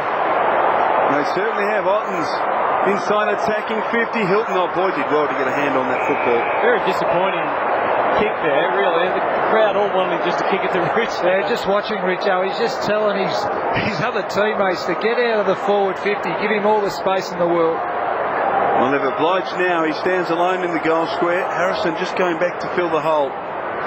Stafford reaches over the top, knocks it forward. Johnson uses Harrison. Now to Smith. Dogs try and work it out through handball out of the defensive zone. Eagleton doesn't know where to go. Smith. Quick little bounce, only ran 3 metres. Darcy chips out wide. McGuinness runs onto the loose football. Wants to draw a player and does. Rowan Smith kept going. Just dumps it long towards the top of the 10-yard square. Well done. Good pressure coming from Newman. He's able to fist it away from Robbins and a rush behind to the Western Bulldogs.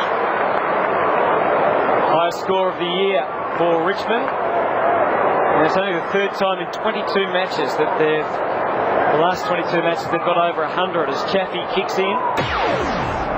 And they're full of confidence now, putting down marks everywhere. Hall out onto the wing. Cracker. Richo makes his move. And still he goes and slides in for another one. Oh, he played on. What did he do that for? Gave it to Hilton. Kick was smothered. That's his first handball for the match. And Croft has come off the ground, and Matthew Richardson has his original opponent at the start of the game. Who was Bassett? Was it worth considering Jade Rawlings at any stage to go back onto him, his brother-in-law? Yeah, consider anyone. Fletcher shovels it out. Tivendale. Very short again. Bowden sets it up. And Richardson doesn't fly that time. The ball over the line out of bounds. It's been an amazing relationship, hasn't it, Richardson, to the Tiger fans and the joys and the sorrows of the Richmond supporters over the journey. The highs are very high, the lows we know are pretty low, but boy, has he turned it on for them today. And it's been great to be here and be a witness to the occasion. Yeah, I guess the other option they could have probably tried on Matthew Richardson was Chris Grant, but he just stemmed so many, I guess, attacks and provided some drive off that half back line of the Bulldogs. Darcy and Ottens. Here's Darcy trying to find a path.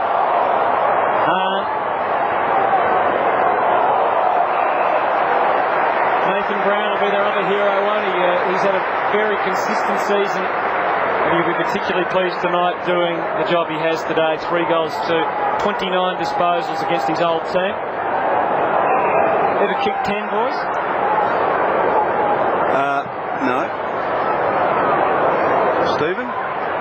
Just the once. I'll let everyone know now he asked me to ask that question. He's been asking for 20 minutes. I didn't think you were going to do it. I've been asking for 3 seasons. Smith, good kick. One taken by Chris Grant. Just chips it to Boyd. Good run provided by Bowden. Now he's got a loose player inside the centre square. It's Murphy. Sweeping handball. McGuinness runs to 50. Loads up. Will land in the pocket. In fact, it won't land in the pocket. It'll land in the first row. Just taking a call from Tony Lockett. Steve wants to know if you've ever had 10 kicked on him. Yeah, I actually had 10-8. All on me too. All a learning curve, Anthony. You'll appreciate that. Good fist from Hall. Stafford. Tivendale. Richmond finishing this game full of running. Greg Tivendale cuts in board through the centre circle. Good chase from Faulkner. It was a good chase because it caused the turnover. McGuinness, who's got Smith running in support, doesn't use him and should have. Shocking kick. Jaffe, Bowden. Bulldogs players have stopped to a wall. This is unbelievable. Long towards full forward. Schultz is marked deep in the pocket. There were 3 Richmond players on their own in their forward 50. And Peter Road will be disappointed with this last 15 minutes because the Bulldogs probably up to three-quarter time deserve to be in front, but they really let it slip in the last 10 or 15 minutes. Believe it or not, boys, Richo just gave Greg Tivendale a little spray for not getting in that first pass just before. So taking plenty of time, Jay Schultz. He's had the 9 possessions this afternoon. Off the long run, just pulls his kick and chips it almost to the goal square. Ground level, it's all the Bulldogs. West, now Smith. He unloads with a torpedo. Little push coming from Hargrave. He's got to be about 5, Ryan Hargrave. He does pretty well to tie it up, force a bounce between wing and half forward for the Tigers. Can't be long now. Been a great day for Tiger fans at the MCG. Darcy letting some of his anger go on the footy. West, number 1 possession winner on the ground. He's 34th. 35th, in fact, takes the Dogs out to the wing. Faulkner, Hahn, still trying to break a few tackles.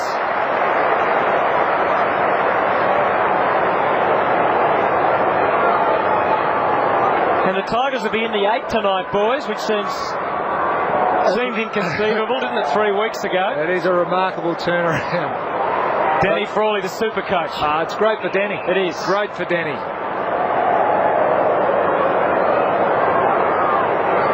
And just shows what 2 absolute quality players can do in Nathan Brown and Richo. Not to take anything away from his teammates. Bowden returning to form today, which is another positive. This is Newman. The Tigers advance. I wonder if there's time for one more Richo special. We might just get an opportunity here. No, Boyd. Turnover, Schultz. Had a good last corner. He might go himself. He does. And he misses. Richo looks like he might be... Oh no, he's just going back in to take his position in the zone. I thought he might come off the ground just to get the standing ovation. Yeah, well, the runner is out to him. Darcy. Along the line. Bassett. Up to Brad Johnson, who trapped it well.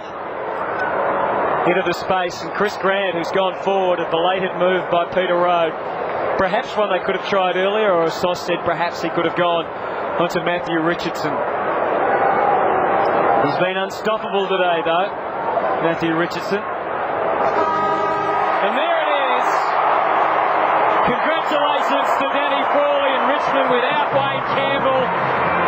And congratulations to Matthew Richardson. 10 of the best. What a sensational performance. You never know what to expect with Richo. But boy, when he's hot, you want to be in your seat at the MCG. Chris Grant's going to have a shot for goal.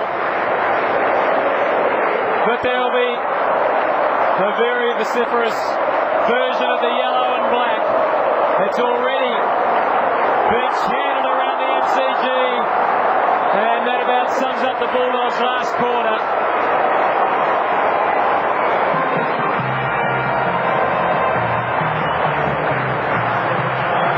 Let's get down to the man of the moment, the man of the match. He's the man. Thanks very much, Hutto. That was a bit of fun, Matthew. That was great stuff. Yeah, it's a good win for us. We've won 3 in a row now, so getting back at a few people who wrote us off a month ago. So, yeah, we've stuck together and we're pretty happy with how we're going at the moment, but we've got to keep it up. We're not interested in humility and you being humble right now. That was a magnificent individual performance today. Yeah, I'm just happy that I'm getting a chance to kick him. I've been kicking him the last few weeks. It makes a bit of a difference for the whole team, obviously. Are you doing anything different with your kicking routine?